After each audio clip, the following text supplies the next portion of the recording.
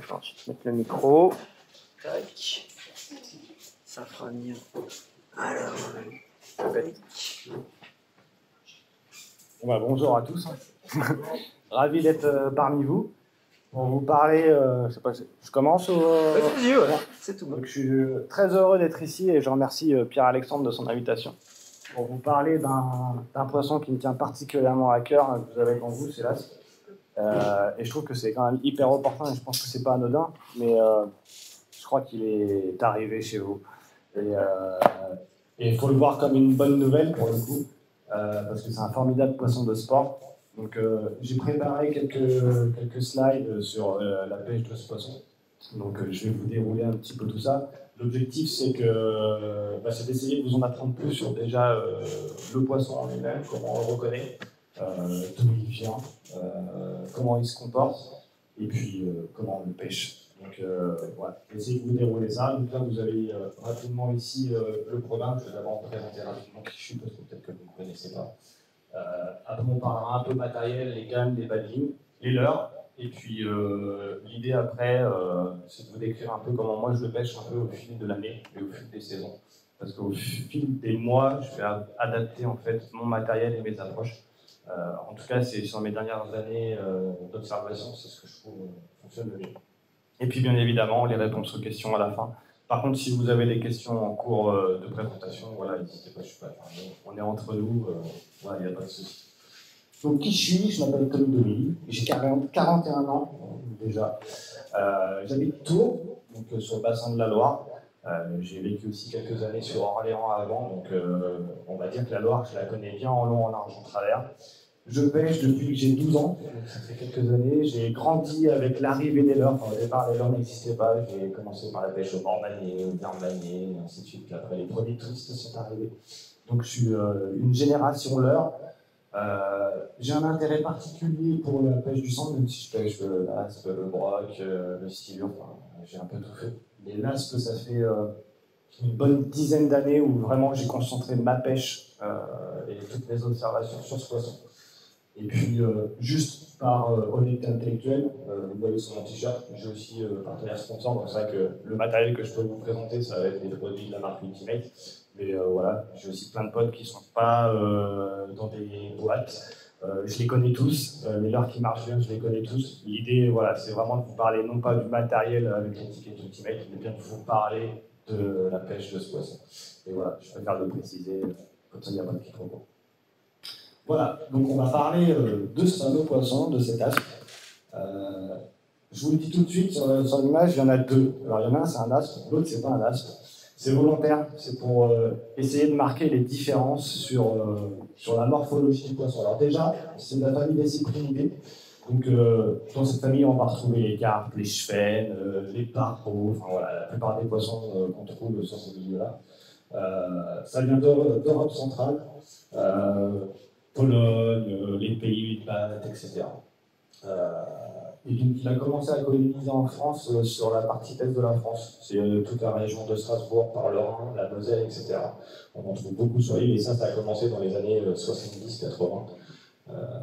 Et puis le deuxième territoire où vraiment sa présence a commencé à prendre de l'ampleur, et on en parle depuis maintenant un certain temps, c'est sur tout le bassin de la Loire.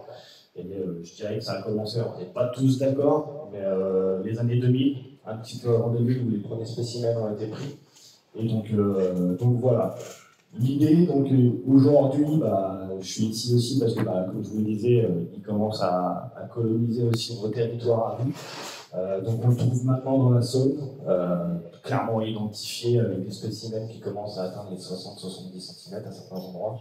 Et on en trouve du coup un peu plus proche d'ici, sur le Rhône, alors avec des spécimens qui sont peut-être pas encore très gros, même si je pense qu'ils y sont aussi, alors peut-être pas en grosse quantité, mais ça va venir. Parce que sur ce qu'on a pu observer, notamment à l'est de la France et le bassin de la Loire, c'est qu'on a toujours une explosion démographique des populations. C'est-à-dire que c'est vraiment l'explosion. Vous avez des jeunes poissons de 30-40 cm et ça va coloniser tout le milieu à une vitesse grand V et le nombre d'individus va être exponentiel. Et puis après, au fur et à mesure que la taille des poissons va évoluer, va grossir, les populations quand même vont diminuer. Et surtout, c'est qu'on va avoir de plus en plus de mal à les pêcher en fait, parce qu'ils vont être de plus en plus compliqués à prendre. Pardon. Voilà, donc là où je voulais m'arrêter, c'était sur comment on le reconnaît, ces poissons. Alors, plus ils vont être gros, plus ça va être facile de les identifier, mais quand ils sont petits, ça peut être un petit peu plus compliqué. Alors, il y a quand même des choses qui doivent vous interpeller. Je vais commencer par la bouche. La bouche de l'aspe est assez particulière. Ici, on a une mâchoire inférieure en fait, qui est très orientée vers le haut et surtout qui est un peu plus longue que la mâchoire supérieure. On voit ici, ça dépasse légèrement. Ça dénote typiquement en fait, un poisson qui va s'alimenter plutôt orienté vers le haut, même si pour avoir échangé avec plein de pêcheurs, ils peuvent aussi très bien manger des gobies, notamment dans l'est de la France.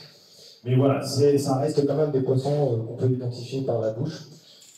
Sur les nageoires, ici, on a la nageoire notamment anale, qui est quand même assez grande, c'est-à-dire qu'elle est longue par rapport à un cheval qu'on voit ici, qui a une nageoire anale qui est un peu plus trapue. Et puis, comme vous pouvez le voir aussi sur les nageoires, sur les couleurs. On le voit sur le cheval là-haut, les couleurs des nageoires, même les nageoires pelviennes, sont très marquées rouges, ce qui est moins le cas sur les aspes qui ont des nageoires qui sont un peu plus grisâtres. Maintenant, pour en avoir vu des centaines d'aspes, sur les jeunes poissons, quand on est sur des poissons qui sont de 30-40 cm, on peut retrouver ces nageoires un petit peu rougeâtres au niveau des parties pelviennes et anales. Par contre, au niveau de la tête, on les reconnaît vraiment, ça ne pardonne pas. Et autre point, c'est au niveau de la nageoire caudale. Vous voyez ici un chêne et un aspe. Et en fait, on a une nageoire caudale qui est très échancrée, qui est très enlevée. Et ça, c'est pareil, c'est typique des aspes. Donc voilà, grosso modo, comment on peut les reconnaître. Et puis après, surtout par rapport à un chêne, c'est qu'on va avoir des poissons qui vont être beaucoup plus gros. Donc ça, c'est plutôt ce qui va nous intéresser, c'est quand on va aller chercher les gros individus.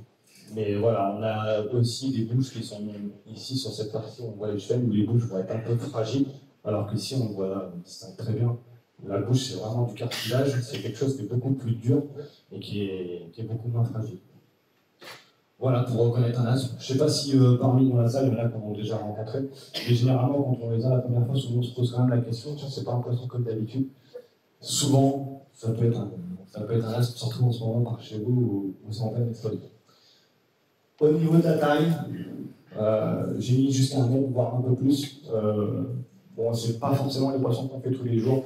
Ce qu'il faut savoir, c'est que sur le bassin de la Loire, on va dire que quand on commence à faire des poissons de 80 cm et plus, on commence à faire un joli aspe. Si je devais comparer au brochet, on peut comparer à un brochet du mètre.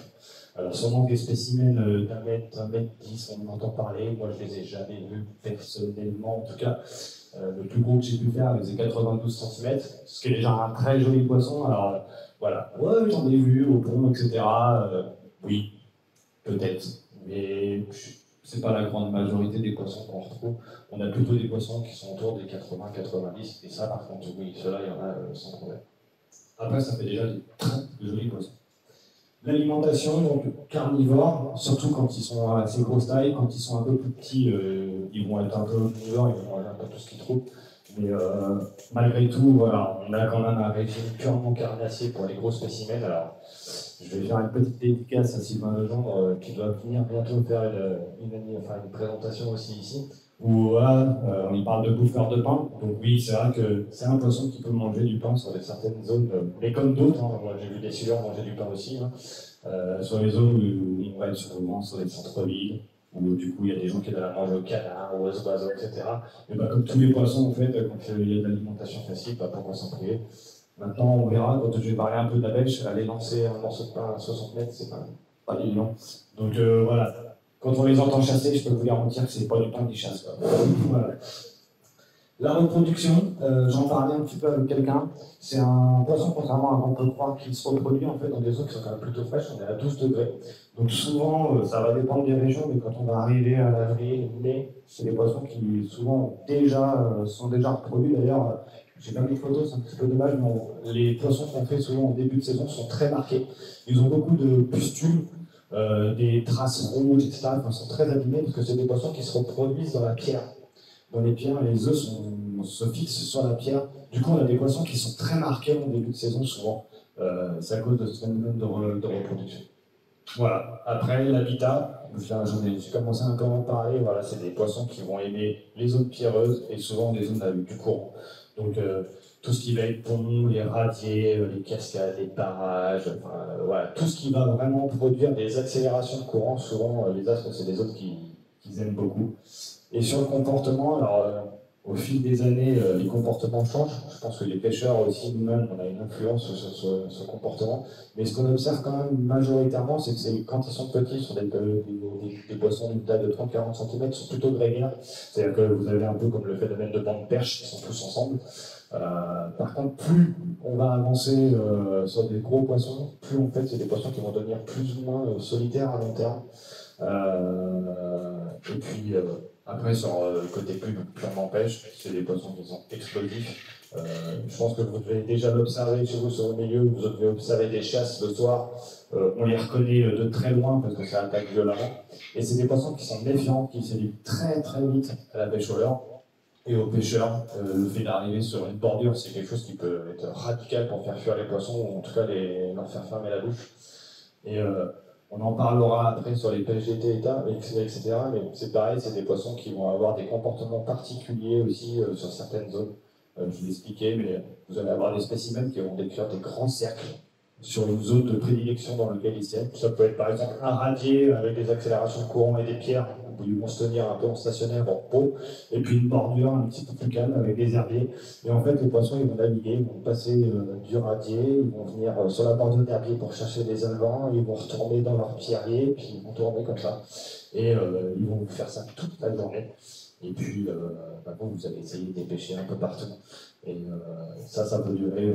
Voilà, vous pouvez trouver des poissons comme ça pendant 2-3 jours, et puis après, ils vont avoir changé. Ça va être d'autres qui vont prendre la place, et ainsi de suite. Mais ce phénomène de poissons qui tournent sur la zone, là, comme ça fait déclencher. Je prends un peu l'exemple de la pièce. Vous pouvez avoir un cercle comme ça qui fait la taille de la pièce, et vous allez avoir des groupes de 2-3 poissons qui vont tourner comme ça toute la journée, et qui vont décrire tout le temps le même cercle. Et c'est pas pour autant que vous allez les faire, mais par contre, ils sont bien là.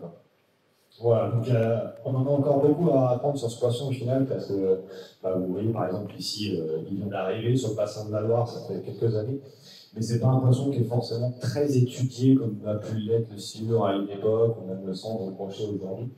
Donc voilà, on a très peu d'éléments en fait sur qu'est-ce qui explique tous ces comportements un peu particuliers. Il n'y a que des observations de pêcheurs comme moi, les amis que je peux avoir, etc. Où on essaie de décrypter un petit peu tout ce qui se passe. Mais voilà, c'est un poisson qui a un comportement bien élevé et bien spécifique. Voilà. Je ne sais pas si vous avez des questions par rapport à ça. Il vit combien de temps? Est-ce qu'on a une idée? C'est une quinzaine d'années. Donc c'est pas des poissons qui vivent très très longtemps. Par contre, c'est des poissons qui ont une croissance très rapide. Là, on parlait des poissons, vous aviez des poissons de 30-40 cm. Dans 2 ans, vos poissons, ils font 60-70. C'est des poissons qui se gardent beaucoup en fait. Enfin, ils mangent énormément d'alevins, d'abeilles. Quand on les voit chasser le soir, c'est quand même assez impressionnant. Alors, typiquement, les chasses que vous devez peut-être observer chez vous, on les a plus chez nous. En tout cas, moins. Peut-être parce que c'est des poissons plus gros, peut-être que la densité est moindre.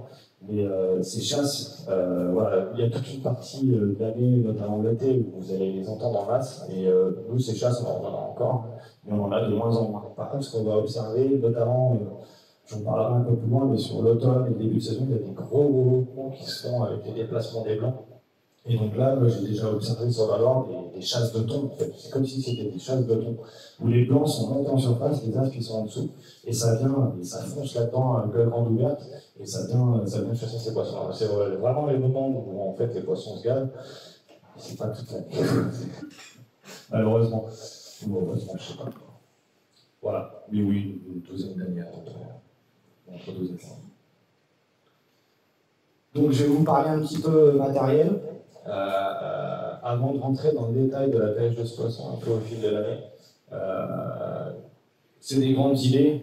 Je ne sais pas ce qu'on veut dire que ce poisson-là, il a le chic pour vous faire changer vos habitudes, et puis aussi, surtout, vous faire mal à la tête, c'est-à-dire que vous êtes sans arrêt dans une remise en question permanente.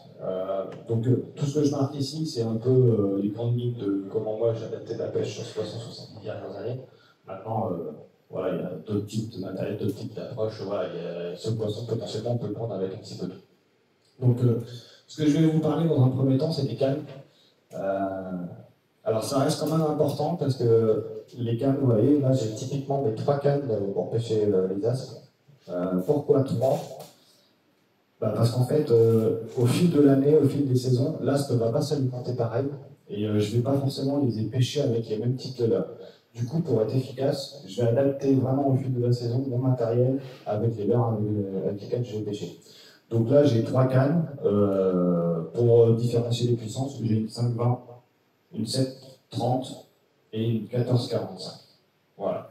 Et la grosse particularité que vous pouvez voir, c'est que là, elle peut peut-être vous marquer tout de suite. Je regarde en l'air, c'est la longueur. Elles font toutes les deux de 2,50 m. Il y a eu une mode avec des cannes de des cannes de 1,90 m, 2 mètres. Alors pourquoi des cannes longues? C'est le premier critère qui peut orienter votre choix, c'est d'avoir une canne en fait qui va être adaptée au milieu auquel vous allez pêcher. Si vous pêchez une petite rivière de 15 mètres de large, c'est pas la même chose que si vous allez pêcher la droite.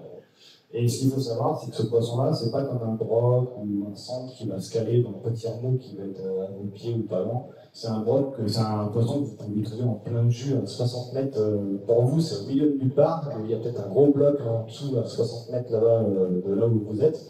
Et lui, il est juste planqué derrière. Et si vous n'arrivez pas à y mettre le leurre, en fait, ce poisson-là, vous ne le ferez jamais. Donc, le premier critère à vraiment vous intéresser sur le choix de la canne, c'est la longueur qui doit être adaptée en fait à votre milieu. Typiquement, moi, je suis sur des milieux, la Loire, c'est quand même assez vaste et assez grand, même si je rentre dedans au Wadi. J'ai envie de dire que c'est jamais assez long.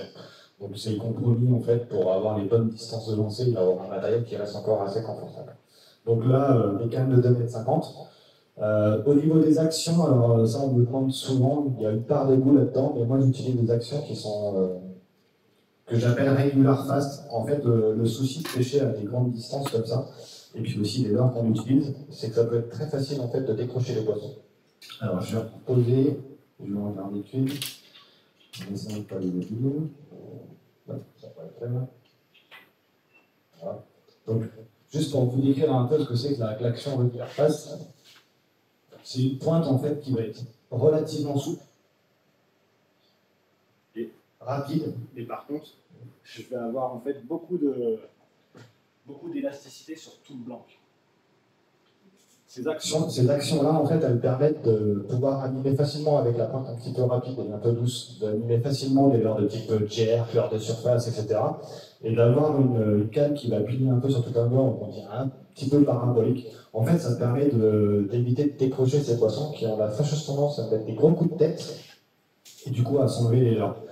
Donc c'est pour ça que souvent quand on me demande un conseil sur une canne, je ne vais pas trop conseiller des cannes vraiment fast, vraiment ultra rapides, là, qui sont faites pour gratter ou lorsque on a besoin de sentir en fait chaque aspérité du fond.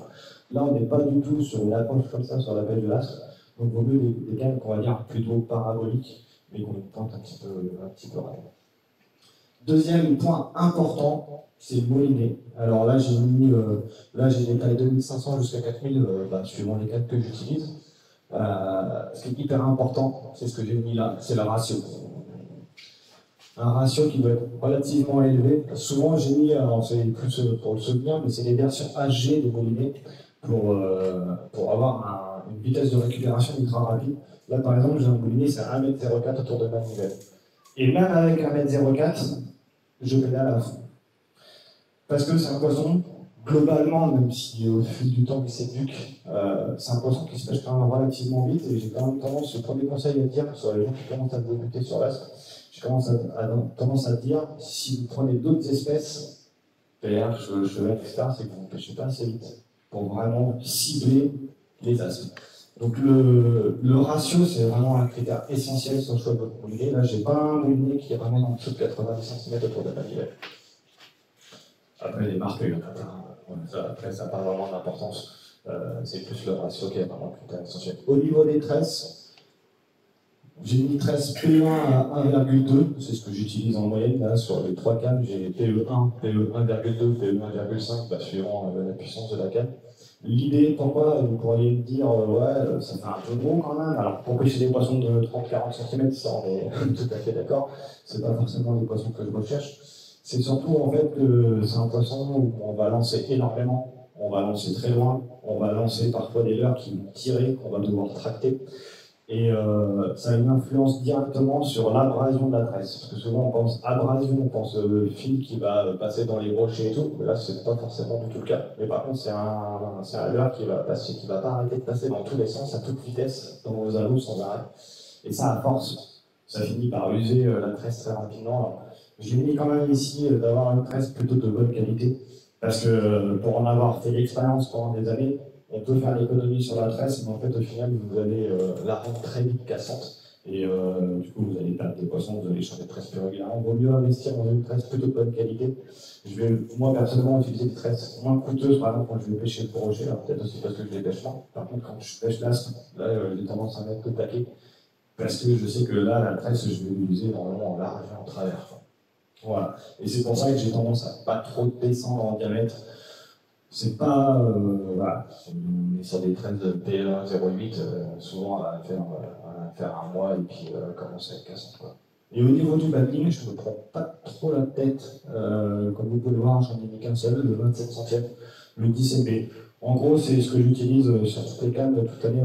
Sur les pêches vraiment estivales, on y reviendra un peu plus tard, où je peux éventuellement descendre en tête de l'heure, je peux mettre un 8 LB, mais c'est assez rare et je préfère plutôt avoir la chance de prendre le poisson, de le sortir, plutôt que de le perdre dans un herbier ou autre parce que je suis monté trop fort. C'est un poisson, de toute façon, si vous lui laissez le temps de réfléchir, vous ne le ferez pas. Donc logiquement, il n'a pas le temps de voir une platine. Si vous laissez le temps, vous êtes sûr c'est foutu. Donc mieux vaut avoir un battling un peu costaud, surtout que, comme je l'expliquais, on pêche vite, mais vraiment vite. Du coup, vous allez vous faire stopper net, donc l'impact et la charge qui est faite sur la canne est vraiment importante. En plus, on a tous le réflexe de faire moi le premier, j'ai souvent tendance à mettre des grosses mandales, c'est comme ça. Mais du coup, si vous n'êtes pas monté un peu costaud, vous vous cassez. Et même en 27 LB avec des tresses de P1,2, ça m'arrive parfois de casser quand ils viennent vous prendre dans les pieds. J'ai tendance à avoir le frein un petit peu serré aussi, parce que, comme vous l'expliquez, la bouche est quand même assez solide, enfin assez dure. Donc, ouais, ça m'arrive aussi de me faire casser, même en 27 centièmes. Pas forcément sur les très gros poissons, parce que l'action de pêche, elle est vraiment rapide et vraiment nerveuse. Du coup, entre ça, plus le ferrage, si vous avez une canne un peu raide, ça peut être de peur. Donc voilà, moi je le pêche pas trop fort, mais je trouve que c'est le meilleur compromis. Moi j'ai même un pote avec qui je pêche beaucoup, je le salue s'il me regarde. J'ai un pote qui pêche beaucoup plus gros que ça n'empêche pas de faire du poisson tout pareil. Voilà, moi c'est le meilleur compromis que j'ai trouvé. Voilà pour le matériel, on va passer au leurre. La liste peut être très longue. L'idée c'est pas de vous citer des noms de leurres, parce que ça je vous inviterai à lire les articles que j'ai pu faire sur le sujet. Ce qui est important de comprendre, c'est que là vous pouvez le prendre avec n'importe quel leurre. Par contre, sur chacune des catégories de leurre, il y a des caractéristiques techniques de voleurs qui, elles, vont avoir un intérêt pour pêcher l'aspe. C'est-à-dire que vous allez prendre un jerk, par exemple, c'est la première famille. Non, pardon, c'était les sticks, mais je vais passer au jerk tout de suite. Vous allez prendre des jerks. Des jerks, il en existe des dizaines et des dizaines sur le marché. Sauf que vous, ce que vous allez pouvoir faire, c'est pêcher dans des courants, pêcher vite, avec beaucoup de dynamisme. Si vous prenez un jerk qui va être un petit peu dodu, vous n'allez pas réussir à le faire évoluer vite et à le faire nager bien, votre leurre il va décrocher, il va commencer à tourner. Donc dans vos choix de jerk bait, par exemple, ça va être de prendre des jerks qui sont souvent destinés à la truite. Par contre, on a l'avantage, c'est que pour la truite, ils font des grandes tailles. Voilà, ça va être des jerks qui vont avoir des flancs plats. Ça veut dire qu'en fait, ils vont simplement tenir à la perfection le courant. Et c'est ça qui va vous permettre de pouvoir pêcher vite et de cibler les aspes. Alors qu'à la base, c'est un leurre qui est fait pour pêcher la truite, sauf qu'en fait, il est très intéressant pour pêcher l'aspe. Donc, les jerkbaits, souvent, c'est des leurres qui marchent bien au début de saison, on y reviendra. Et en version sinking, parce que c'est pareil, les versions sinking vont vous permettre d'aller creuser un petit peu. Et donc là, n'hésitez pas à avoir des jerkbaits de différentes tailles, différentes couleurs, qui vont nager à des profondeurs différentes. Ce qui est surtout important à retenir, c'est qu'ils pêchent dans le jus et qu'il ne se décroche pas, il est bien stable. C'est surtout ça qui va être important. Les leurres de surface, c'est la pêche qu'on aime tous. On est tous fans de pêche de leurre de surface, surtout l'été. L'aspe est un poisson qui répond super bien au leurre de surface. Peut-être trop bien qui fait que tout le monde le pêche au leurre de surface. Il ne faut vraiment pas hésiter. Alors, il y a moi, pour vous dire, voilà, je vais les chercher avec des gros leurres de surface comme ça qui font 11 cm. Le plus gros que j'ai doit faire 12, il doit être rangé dans la boîte. C'est juste qu'il va falloir adapter, en fait, typiquement sur vos leurres de surface, il va falloir adapter la taille en fait, au fil de l'année. Parce que les astres ne vont pas se nourrir de la même manière au fil de la saison. Donc si vous pêchez trop gros été, bah, c'est perdu. Et à l'inverse, si vous pêchez trop petit en début de saison, on verra après, c'est pareil, c'est perdu aussi. Donc sur les leurres de surface, c'est pareil, n'hésitez pas, là vous voyez, c'est pareil, il a une forme très particulière. L'objectif d'avoir un leurre avec une forme très particulière, comme ça, c'est qu'en fait, il va super bien se lancer. Et on est toujours dans la même recherche, longue canne pour les grandes distances, des leurres fins qui vont permettre de se lancer loin. C'est toujours la même idée. Ok, je vais aller chercher des poissons. Bah, là où la plupart des pêcheurs ne vont pas le chercher, c'est que même si c'est un spot, une zone qui est super connue, on sait qu'il y a des poissons. Ouais, mais moi je vais chercher les 10 ou 15 mètres que les autres pêcheurs ne vont pas chercher. Et c'est comme ça que je vais faire la différence. Et au départ, quand j'ai commencé les astres, j'avais une canne de 2,20 m. Et puis rapidement, quand j'ai vu mon pote qui est venu avec une canne plus grande, qui allait chercher les 5-6 mètres plus loin et qui mettait les roustes sur certaines zones, on comprend vite en fait la nécessité d'aller chercher ces 10-15 mètres dont on a besoin. Et c'est exactement pareil sur les leurres. Donc voilà pour les leurres de surface. Les sliders de subsurface, alors ça c'est des catégories de leurres qui sont un petit peu moins connues parce qu'en fait on ne les utilise pas trop pour pêcher le brochet ou les espèces qu'on a l'habitude. Je vous en ai amené un ici, en fait c'est des leurres de surface qui vont décrire le walking the dog comme pour un leurre de surface, sauf qu'il va le faire naturellement en fait sous la couche d'eau. Et souvent c'est la première pellicule. Alors ces sliders de subsurface, c'est pareil, ils ont des périodes où ils sont très efficaces. On est en plein dedans là d'ailleurs en ce moment. Par contre, ce qui est difficile, c'est de trouver des sliders de surface qui vont tenir le rythme qu'on va leur imprimer, parce que souvent, c'est des leurres qui vont décrocher très vite. Dès qu'on va commencer à les récupérer un peu fort, tout de suite, ils vont plus nager.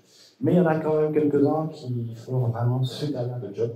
Et ça, c'est pareil, c'est des leurres dont je pourrais pas me passer, notamment à cette période de l'année où c'est vraiment des leurres auxquelles j'attends bien. Le casting jig. Alors, le casting jig, ça, je pense que vous le connaissez. Les cuillères à jiguer, ça peut s'appeler. Sauf qu'en fait, on va les utiliser d'une manière complètement détournée pour la pêche de l'astre, parce que souvent, c'est des leurres qu'on utilise à la verticale, à la table, qu'on fait sautiller, qu'on fait dandiner pour prendre des perches, ou des choses comme ça, ou le sang, qui répond très bien. Sauf qu'à l'astre, en fait, c'est un leurre qui nage naturellement aussi en linéaire, à pleine balle. En fait, vous allez avoir l'arrière du leurre qui va onduler, comme ça, il va être très linéaire sur l'avant du leurre, mais l'arrière va bouger. Et c'est un leurre qui est hyper efficace pour la pêche de l'astre. Pour vous dire, on va arriver en plein dans la saison. Juste ça, c'est ma boîte de casting jig qui est prête pour la bonne période. Donc c'est un leurre, pour l'astre, c'est vraiment un leurre à avoir. Et puis après, j'ai mis lame vibrante, chatterbait, cuillère tournante ondulante. Ça, c'est des leurres qui vont marcher aussi sur l'astre, le chatterbait, notamment en période un peu hivernale. Les lames vibrantes, c'est pareil, c'est des leurres qui marchent bien en début de saison. Donc, là, j'en ai amené une. L'idée, c'est pareil. Vous allez avoir des lames où la majorité du poids va être concentré sur la partie avant du leurre. Ces lames-là, elles sont faites pour pêcher en vertical, elles ne sont pas faites pour être récupérées. Par contre, vous avez des lames sur le marché, comme ici, vous pouvez voir, où en fait, le plomb va être jusqu'à la partie centrale du leurre. Et là, vous voyez, il n'y a qu'un seul point d'attache. Déjà, quand vous voyez plusieurs points d'attache, c'est que la lame, elle n'est pas forcément faite pour être pédalée. Là, ici, il y a un seul point d'attache, c'est des lames qui sont faites pour justement être récupérées en linéaire rapide. Donc, typiquement, pour ce que nous, on cherche. Voilà, donc c'est tout ça, et c'est pareil sur les chatterbaits. Les chatterbaits, aujourd'hui, sur le marché, il y en a plein pour pêcher le broc, etc. Mais il n'y en a pas forcément des adaptés pour des pêches rapides. Et là, typiquement, par exemple, je peux vous en montrer un, où ici, on a un chatterbait qui est très compact. Vous voyez, la palette, elle est relativement rapide. Du coup, c'est pareil, c'est un chatterbait qui va nous permettre de pouvoir le pédaler relativement rapidement sans que ça devienne très vite inconfortable. Donc c'est ça qu'il faut avoir en fait à l'idée dans le choix de vos leurres. C'est ok, je veux pêcher vite, je veux pêcher des courants, donc il faut que je sélectionne des leurres qui vont être adaptées à ce que je vais faire avec. Voilà, ça c'était ce que j'avais à dire. Après, il y a des leurres souples aussi qui fonctionnent. Ça, c'est vraiment pour les pêches d'été, j'en parle. Et vous avez des petits leurres, ça par exemple, typiquement pour les poissons que vous avez là, en ce moment par chez vous quand ils sont sur des chasses. C'est des leurres qui vont super bien fonctionner. Et encore une fois, c'est pareil. Celui-là, il a la particularité, vous voyez, il est plombé en interne. Pourquoi? Eh ben, c'est ce qui va me permettre en fait de pouvoir le récupérer en linéaire très rapide, sans jamais qu'il décroche. Vous prenez une tête plombée classique avec un petit twist derrière ou un petit échappe. Si vous commencez à le récupérer un peu vite, qu'est-ce qu'il va faire? Il va commencer à tourner, il va faire un petit peu n'importe quoi, que lui, il va rester toujours stable. Je dis toujours, la technique, ça ne doit pas être une contrainte, elle doit être à votre service. C'est-à-dire, c'est qu'est-ce que je veux faire, et dans ce que je veux faire, eh ben, je vais chercher un petit peu plus loin. Et tout en haut, j'ai marqué un truc qui est important pour moi aujourd'hui sur la Loire, ça ne va pas forcément l'être pour vous, mais c'est pour vous montrer toute la démarche et ce côté, la technique, elle est à notre service. C'est que vous voyez ici, j'ai mis un truc, la préférence en version silencieuse. Alors pourquoi? Je l'ai expliqué un petit peu au début quand j'ai parlé de ce poisson, c'est que c'est un poisson qui s'éduque très vite. Plus le temps passe, plus ils vont être très difficiles à prendre, plus ils sont gros, plus ils sont difficiles à prendre aussi. Et notamment nous, sur le bassin de la Loire, c'est des poissons qui sont hyper sollicités. Et surtout l'été, ils voient des kilomètres et des kilomètres de l'heure de surface qui passent, et voir des jets en début de saison. Et le bruit, la sonorité de votre leurre, souvent nous, pêcheurs de broc, on aime bien quand le leurre il fait des vrais maracas. J'en ai pas beaucoup ici, du coup, je ne peux pas vous le montrer. Mais dans le choix de vos leurres, ayez toujours des possibilités d'avoir des leurres silencieux. Et je ne sais pas si pour certains vous le connaissez, celui-ci, c'est l'asturie par exemple. Et ben, le petit secret de Tony Douy, c'est que mon asturie, elle est silencieuse. Et quand je vous dis que la technique doit être à votre service, c'est qu'à force de chercher des performances dans un leurre qui se lance loin, qui se récupère super vite, qui tient super bien le courant, ok, c'est top, mais quand j'ai des poissons éduqués où je viens tous les 2, 3, 4, 5 jours sur la même zone et qu'ils entendent le clac, clac, clac, clac, clac, clac, il y a un moment où ça fait clac, clac une fois et puis en fait les poissons sont déjà partis. Et ben, je me suis amusé à percer les leurres, fixer les billes, alors j'ai fait des essais, bien sûr, mais aujourd'hui j'ai des asturies qui sont silencieuses et qui me permettent d'asmater les poissons sur les zones où je passe un asturie classique, ça ne marche pas.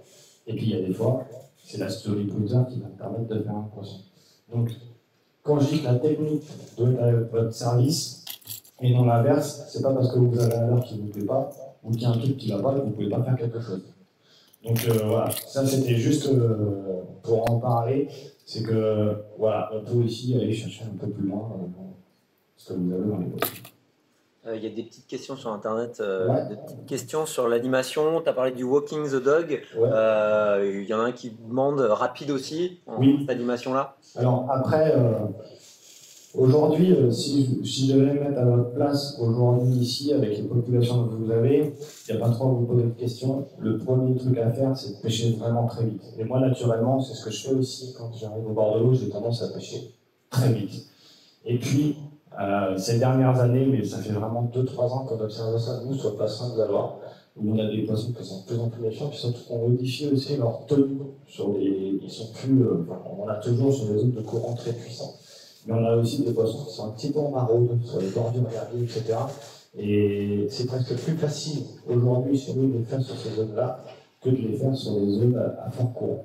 Donc, je dirais que dans 90% des cas, les poissons, vous allez les faire sur des animations ultra rapides. Mais quand je dis rapide, on a tendance à vouloir faire le walking the dog bien propre, comme ça, que le leurre il nage bien. En fait, là, c'est sans fou. Je dis toujours, il faut déconnecter et débrancher ce que vous avez là-haut dans vos habitudes de pêcheur. Si vous voulez pêcher l'aspe, il ne faut pas pêcher comme si vous pêchiez le brochet. Je fais ma petite pause, je fais ma petite récupération, que je fais une animation. Non, l'aspe, c'est je débranche tout. En gros, c'est comme si vous aviez été piqué par une drogue et puis vous ramenez pleine balle. Et quand je dis pleine balle, j'ai quelques vidéos qui doivent se connaître. Il suffit juste de me regarder me mouliner et vous allez voir, je mouline super vite. Et on se dit, mais c'est impossible, le poisson il ne viendra jamais le prendre, ça va trop vite. Si, je vous garantis, pour l'aspe, il n'y a pas de problème. Il vient venir vous le chercher, et au contraire, c'est plutôt ce qui va avoir tendance à le décider. Et par contre, c'est vrai que sur le bassin de la Loire, s'il y a des gens qui nous regardent là-bas, sur le bassin de la Loire, dans certains cas, des animations plus lentes peuvent faire la différence. Typiquement, là, j'ai écrit un article il n'y a pas très longtemps sur un leurre, et c'est des observations, ouais, ça fait 10-15 ans que je pêche, mais alors on en apprend tous les jours, et c'est pour ça qu'il faut vous aussi garder l'esprit ouvert sur ce qui se passe devant vous. Cette année, on a eu énormément d'herbiers. Un développement d'herbiers en masse, souvent à l'époque ils disaient la Loire c'est un terrain de foot, parce que c'était vraiment assez affolant, et c'était compliqué de pêcher. Et les poissons même en plein jus, avaient le nez dans les herbiers en fait. Donc c'était très compliqué de les déclencher. Et pour le coup, ce qui faisait la différence, c'était de passer les leurres plus lentement sur ces zones d'herbiers où ils étaient. Parce que si on passait vite, on allait en déclencher peut-être un, peut-être deux, mais ce n'était pas la grande majorité qu'on déclenchait. Alors que par contre, en laissant le leurre plus longtemps sur ce qu'on appelle la strike zone, c'est-à-dire les zones où ils vont venir choper le leurre, et ben, on avait plus de chances d'arriver à en déclencher un. Donc je dirais que globalement, vous allez pêcher vite, vous allez faire des poissons, et puis c'est vraiment dans certains cas particuliers, dans certaines zones, dans certaines approches, où si vous faites trop de bruit, vous allez effrayer tout le poisson blanc, vous allez faire peur à tout le monde. Donc c'est pour ça, il faut s'adapter, mais dans 90% des cas, pêche vite. Et sur les pêches en walking the dog, si votre leurre fait n'importe quoi en surface, c'est pas grave, au contraire. On a même des cuillères à flapper ou des cuillères ondulantes, etc. Vous pouvez les ramener pleine balle là, sur la surface, elles sautent un peu sur la surface. Hein. Ça, c'est des choses qui peuvent déclencher les as sans problème. C'est plus la vitesse qui va permettre de déclencher la touche, parce que c'est un poisson qui va poursuivre sa proie, plus que le fait d'être vraiment longtemps, tout doucement. Ah bah le panier il est trop fin, il ne le voit pas. Non. En fait, c'est plus ça va aller, plus ça va être. C'est pour ça qu'il faut débrancher en fait. Et à chaque fois que j'ai eu l'occasion d'aller avec des pêcheurs qui voulaient découvrir ce poisson, etc., le premier truc, moi, je vais à la pêche avec eux, en fait, je suis pas guide, on en parlait tout à l'heure, je vais juste à la pêche avec eux, je les emmène, et le premier truc qu'ils disent, ah oui, tu pêches vite. Ah bah, j'ai beau vous le dire, vous répéter quand je vous conseille, il faut vraiment pêcher vite. Voilà, si vous faites un chemin, alors ça peut arriver, mais en fait, normalement, quand on pêche à la semaine, on fait rien d'autre, souvent on ne fait pas de pêche, etc. Si on a commencé à ralentir, là, on peut éventuellement prendre d'autres poissons, mais de base, on n'en fait pas. Voilà. Voici. Je continue un petit peu, si on ne peut pas hésiter. Donc là, l'idée, c'est de vous parler un petit peu de la pêche de l'as qu'on fait au fil des saisons, parce que depuis quelques années que je le pratique, petit à petit, on a commencé à affiner un peu les techniques au fil du temps. L'avantage que vous avez aujourd'hui, c'est que, j'ai envie de dire, pour vous, tout est ouvert, parce que les poissons sont neufs, ils vont grossir, ils ne vont pas être éduqués, etc.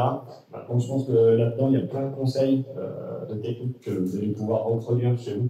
Il faudra peut-être adapter les tailles des leurres, sûrement. Mais c'est quand même des schémas qu'on retrouve un petit peu partout.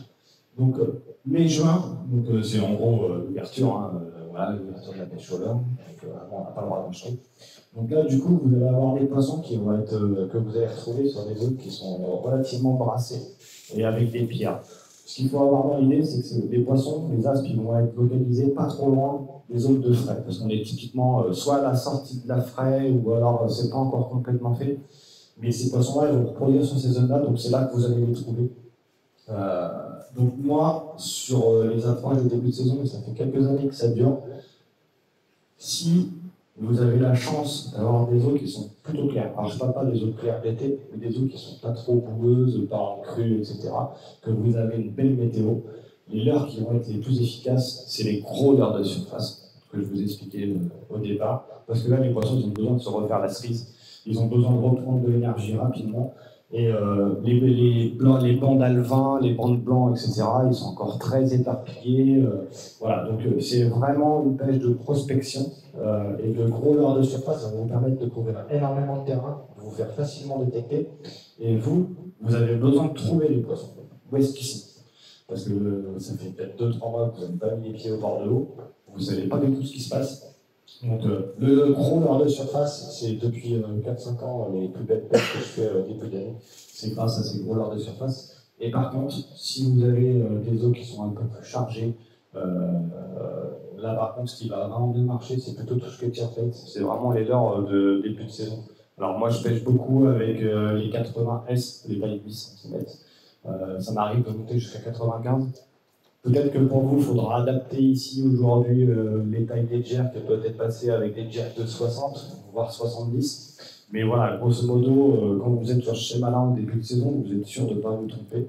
Et c'est pareil, je dirais qu'en début de saison, tout ce qui va vous permettre de prospecter beaucoup. Donc les lames vibrantes vont marcher et les castings vide aussi. Alors nous, chez nous, quand on a des poissons qui sont un peu malins, un peu éduqués, allez savoir pourquoi cette année c'était les lames vibrantes qui marchaient bien, les casting jigs ils n'en voulaient pas. L'année d'avant c'était les casting jigs et pas les lames. Bon ça après c'est le pêcheur, vous allez avoir votre boîte là, j'ai ma boîte.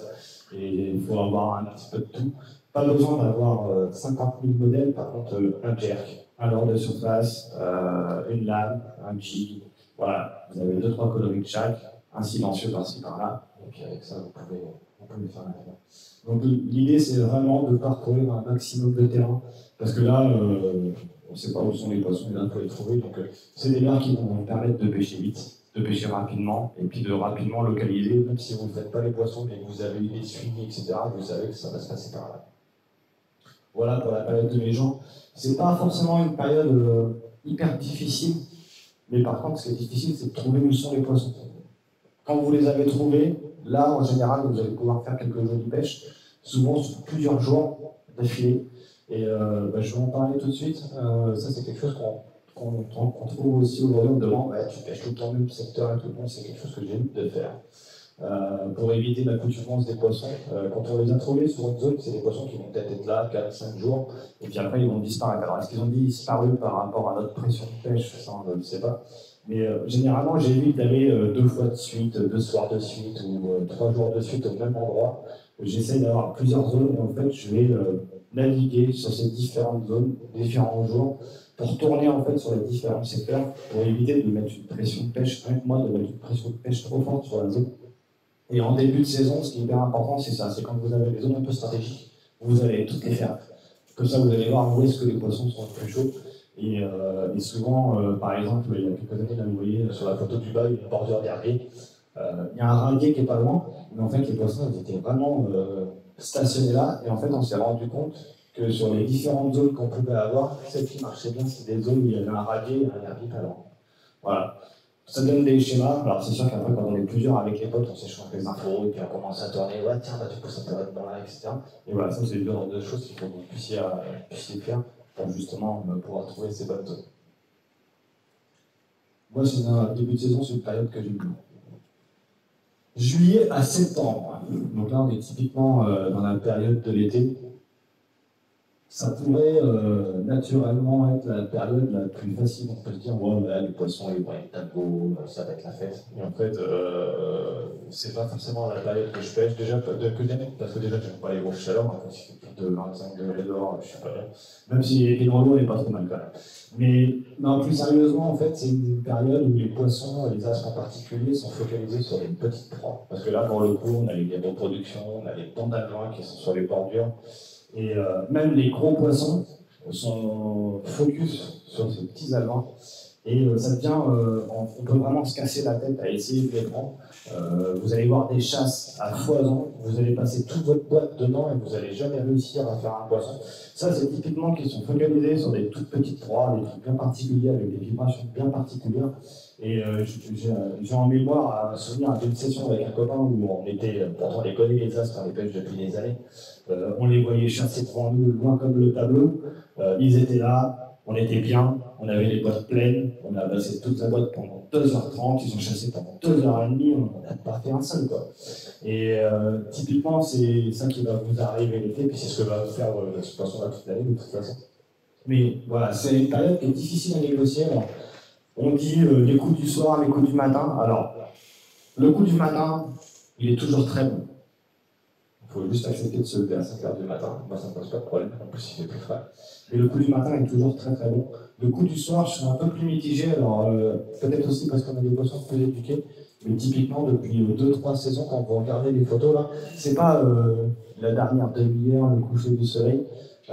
Typiquement, chez nous, là, le coup qui marche bien, c'est 17-18 heures. C'est-à-dire avant que les poissons commencent à se mettre en chasse. Typiquement, j'aime pas trop pêcher des poissons sur chasse.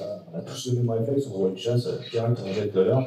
Alors déjà, si vous jetez de l'heure sur la chasse, peut-être que le poisson il est déjà rendu à 1 mètre, à 200, à 20 ou 30 mètres, parce que c'est des poissons qui se déplacent super vite. Mais voilà, c'est pas une période que j'aime négocier. Alors, j'ai pas de leurre miracle, de trucs qui marchent. Ce qu'il faut, c'est forcément PC en taille. Donc là, je vous montrais tout à l'heure, typiquement, voilà, ça c'est des leurres que je vais utiliser l'été. Donc là, c'est un petit 2,4 pouces, voilà. Par contre, en 9 grammes pour pouvoir le lancer quand même relativement lent. Et il y a un leurre qui va se récupérer super vite pour vraiment passer dans ces bancs allemands. Mais ce que je vais essayer de faire, c'est si je vais au bord de l'eau, par exemple, et que j'arrive et qu'il y a déjà des chasses, la fois d'après, j'essaierai de venir plus tôt, avant que ça se mette en activité. Donc, après, je ne regarde pas la lune pour savoir si je vais pêcher non plus. Quand j'ai du temps, j'y vais, donc je fais avec.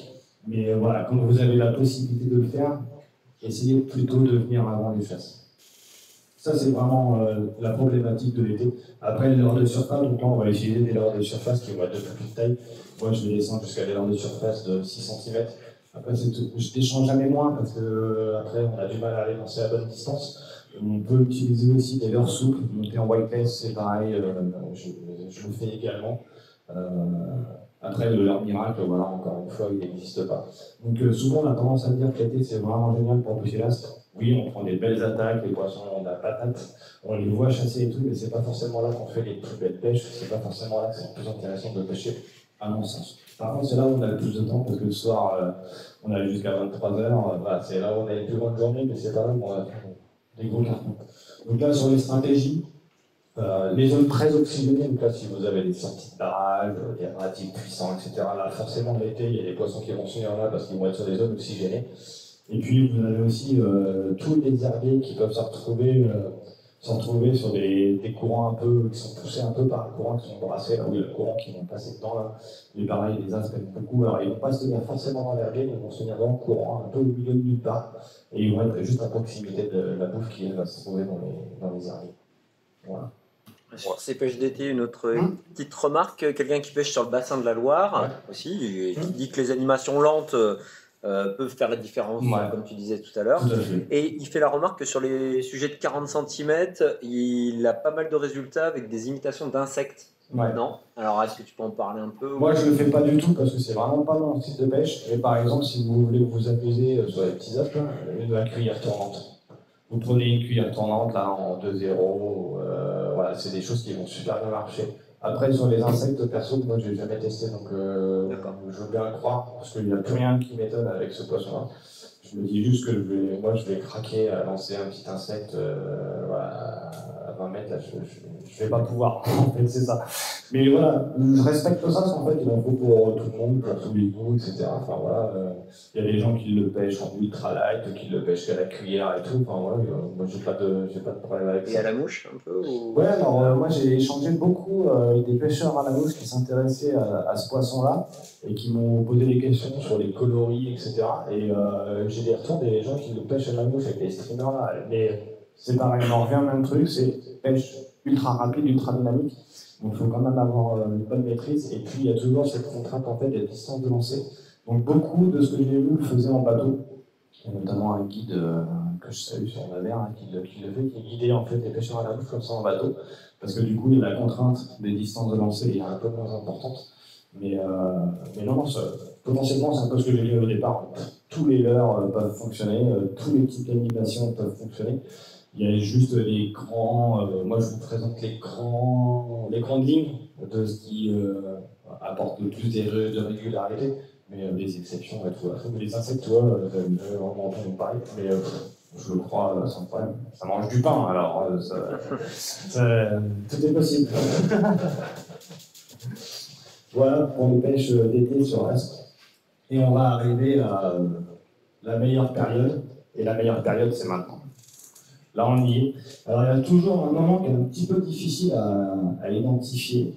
C'est jamais spécifiquement au même moment. C'est la transition pêche d'été, pêche d'automne. C'est-à-dire quand on pêche avec des petits leurres d'été et quand on va passer sur des leurres plus volumineux sur les pêches d'automne. Et là, par exemple, typiquement sur le bassin de la Loire, on va dire que ça a commencé il y a 15 jours, 3 semaines. Alors ça correspond avec l'arrêt des premières chaleurs, mais je pense qu'il y a aussi la dégradation des premiers herbiers qui commencent à partir. Et je pense que ce qui fait vraiment la différence, c'est le comportement des blancs. C'est-à-dire quand les blancs commencent à se regrouper, commencent à se déplacer un petit peu en masse, c'est là où en fait il faut changer la stratégie d'approche. Et l'automne, c'est une période où les aspects se calment. Mais clairement, s'il y a un moment où il faut être au bord de l'eau, c'est là, à partir de maintenant, là, et jusqu'au 15, 20, 30 octobre, ça va dépendre un peu des conditions, s'il y a des crues et tout, après, voilà, ça peut casser un peu le jeu.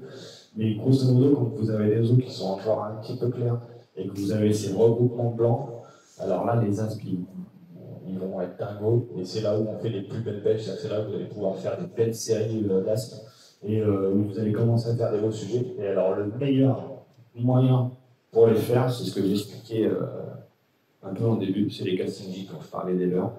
Typiquement, là vous allez les enchaîner les poissons, alors là il ne faut pas réfléchir, vous prenez votre casting jig, vous le lancez le plus loin que vous pouvez, vous le ramenez aussi vite que vous pouvez, et vous allez vous faire châtaigner violemment. Et même avec des gros casting jigs, là comme je vous montre, on arrive à faire des aspes de 30 cm sans problème. Et on fait les gros aussi avec, qu'on a chez nous. Mais c'est vraiment la période fast, ça va être un leurre qui va vous permettre de couvrir du terrain, c'est-à-dire que là potentiellement ça va dépendre où sont regroupés les blancs, c'est ça qu'il faut arriver à avoir. Et du coup, c'est vraiment la période idéale. Et puis les leurres de subsurface, d'ailleurs, on voit c'est le leurre qui est sur la photo. Mais c'est une période aussi où les poissons vont plus si facilement sur les leurres de surface, déjà parce que ça fait 3 mois qu'ils les voient y passer. Donc ils les connaissent par cœur.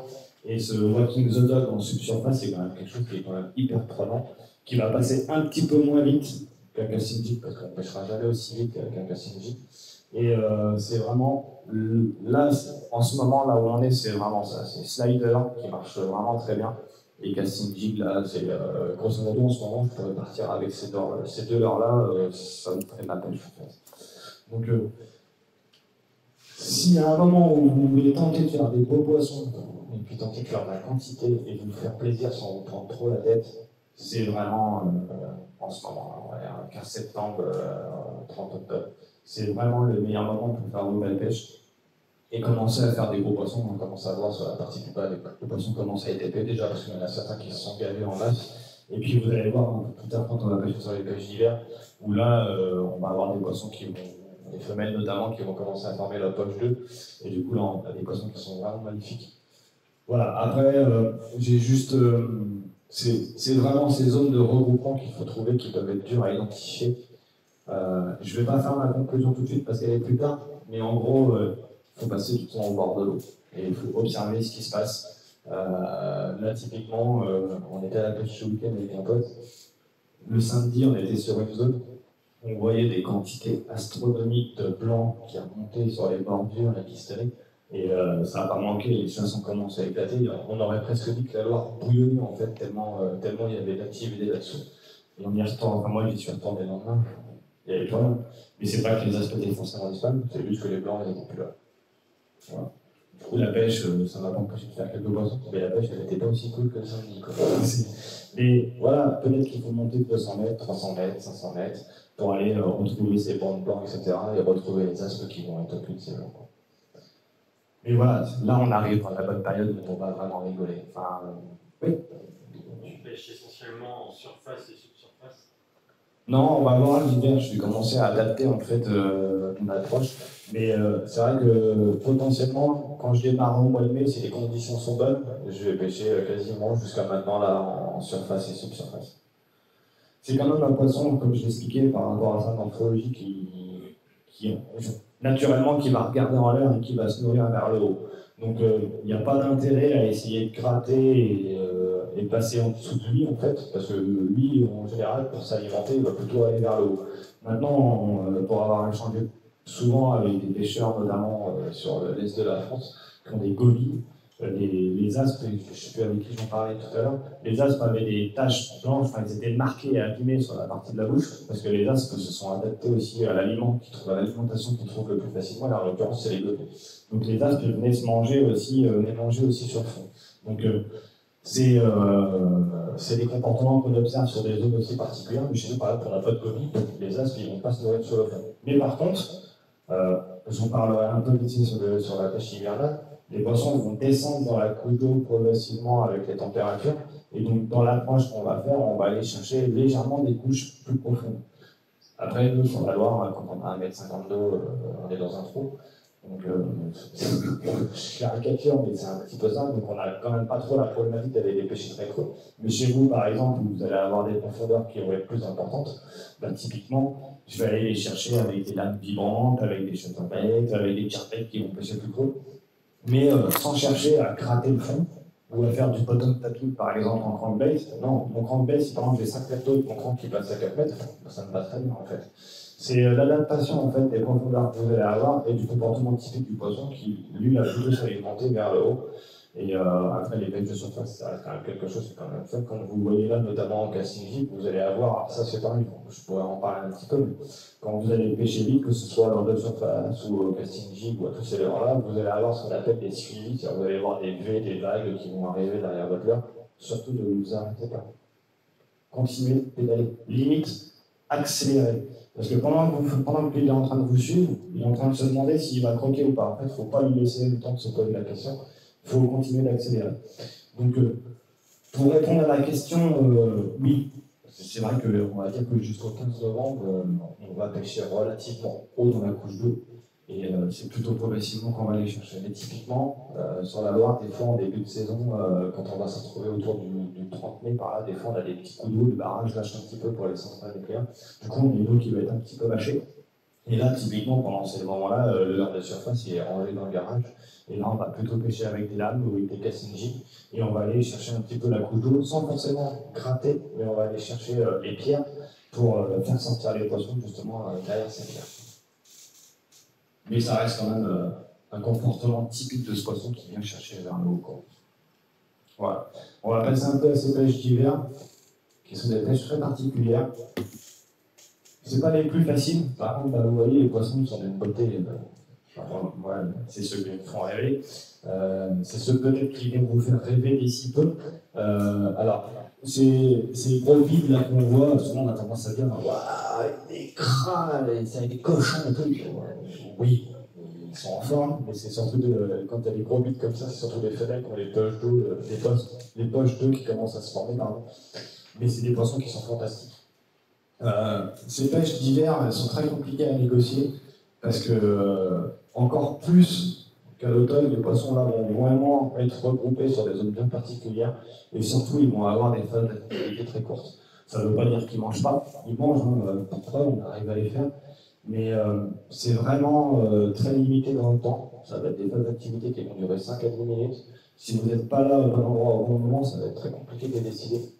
Et c'est aussi un peu compliqué de les trouver. Alors, souvent, l'hiver, on a des périodes de crue. Donc là, on ne va pas les trouver en plein dans les gros jus énormes, etc. Ils vont suivre leur nourriture, ils vont suivre les poissons noirs. Les poissons noirs, vous allez les trouver sur les bordures, dans les contre-courants, dans les calmes, etc. Mais les as, eux, pour les prendre, vous n'allez pas forcément les faire dans ces zones de calme, mais vous allez les faire sur les parties où le courant commence tout doucement à repartir. Mais vraiment léger, c'est le moment où ça sort du remous et ça commence un peu à reprendre un peu de lumière avant de vraiment s'accélérer dans le lit. Et souvent, c'est sur cette partie-là où vous allez les trouver et où vous allez les faire. Donc là, typiquement, pour rejoindre la question que vous m'avez posée, typiquement, là, on va aller chercher des poissons beaucoup plus creux. C'est pour ça que la botte de casting jig, elle est pleine, notamment, parce que on en perd. Les poissons vont se situer derrière les bordures de pierre, ou ces choses-là, enfin tout ce qui peut casser le courant, ou ces lumières qui vont partir tout doucement. Donc là, on va aller gratter. Donc là, l'idée, c'est plus de prendre son casting, de jeter le plus loin et de le ramener en linéaire pleine balle. Ça peut être de le jeter très loin si votre pierrier il est à 60 mètres, mais c'est surtout d'aller faire danser. Et j'aime bien cette image de faire danser en fait le casting jig un petit peu au-dessus du fond en fait. Et on se sert beaucoup de l'énergie du courant pour ça.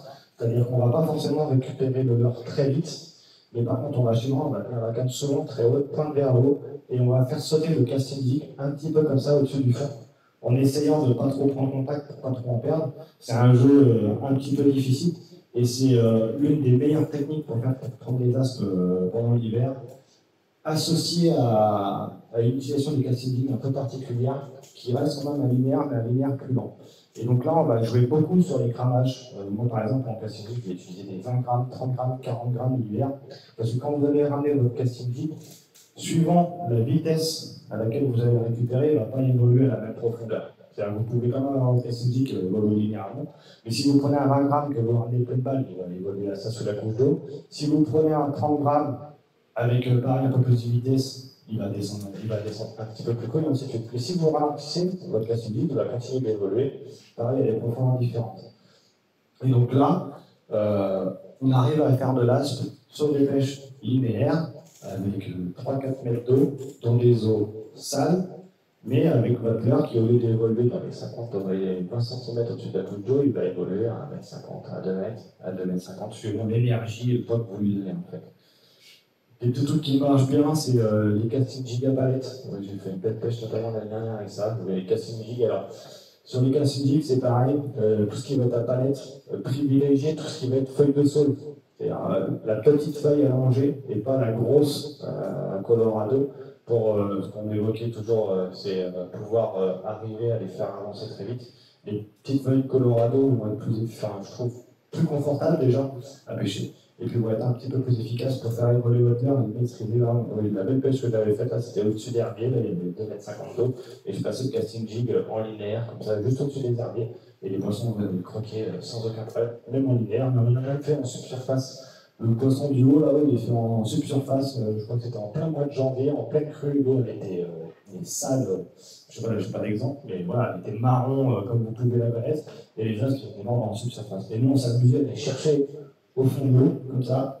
On les a jamais déclenchés, et puis c'est en ramenant le casting pleine balle, parce que on arrivait à la fin de la coulée, qu'on se fait chasser, et on dit tiens, ça se trouve, la clé elle est là. Et on commence à lancer les casting en linéaire, puis comme par hasard, ça s'arrête. Donc, faut pas hésiter à changer. Mais l'hiver, c'est une période vraiment pas facile à négocier, souvent plus. Même moi, le premier, il y en a qui me connaissent, voilà, j'aime bien les pêcher les cendres, les braques et tout à cette époque-là. Mais voilà, il y a quand même des pêches qui sont possibles. C'est pas la période la plus faste, la plus exceptionnelle pour pêcher là, ça. Mais par contre, c'est là où vous allez faire les plus gros. Voilà. Sur les coloris, je n'ai pas trop parlé au vu des présentations, mais vous voyez, j'ai beaucoup de coloris blancs transparents. Ça, c'est les coloris un peu de base qui marchent bien quand vous avez des eaux claires. Il y a tout ce qui va être d'eau bleue aussi, comme ça, les coloris un peu sardines qui fonctionnent bien. Dans les eaux chargées, je mets le jaune chartreux, ça marche bien. Après, vous avez les dos verts, etc. Mais d'une manière générale, des coloris plutôt naturels, plutôt transparents quand il y a beaucoup de luminosité. Et puis des coloris un peu plus pétards quand il y a un peu plus chargé. Après, nous, on a la contrainte d'avoir des poissons qui sont quand même plutôt éduqués, plutôt difficiles. Donc là, au début, vous, ça va croquer un peu sur tout et n'importe quoi. Et puis en fait, c'est petit à petit que ça va finir par se compliquer et se durcir. Voilà. Je vais arriver bientôt à la fin. Voilà, typiquement un aspe de plein hiver.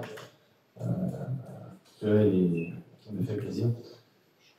Juste ce que je voulais dire sur l'aspe, parce que j'ai commencé un petit peu par ça, c'est que c'est un poisson qui me tient particulièrement à cœur.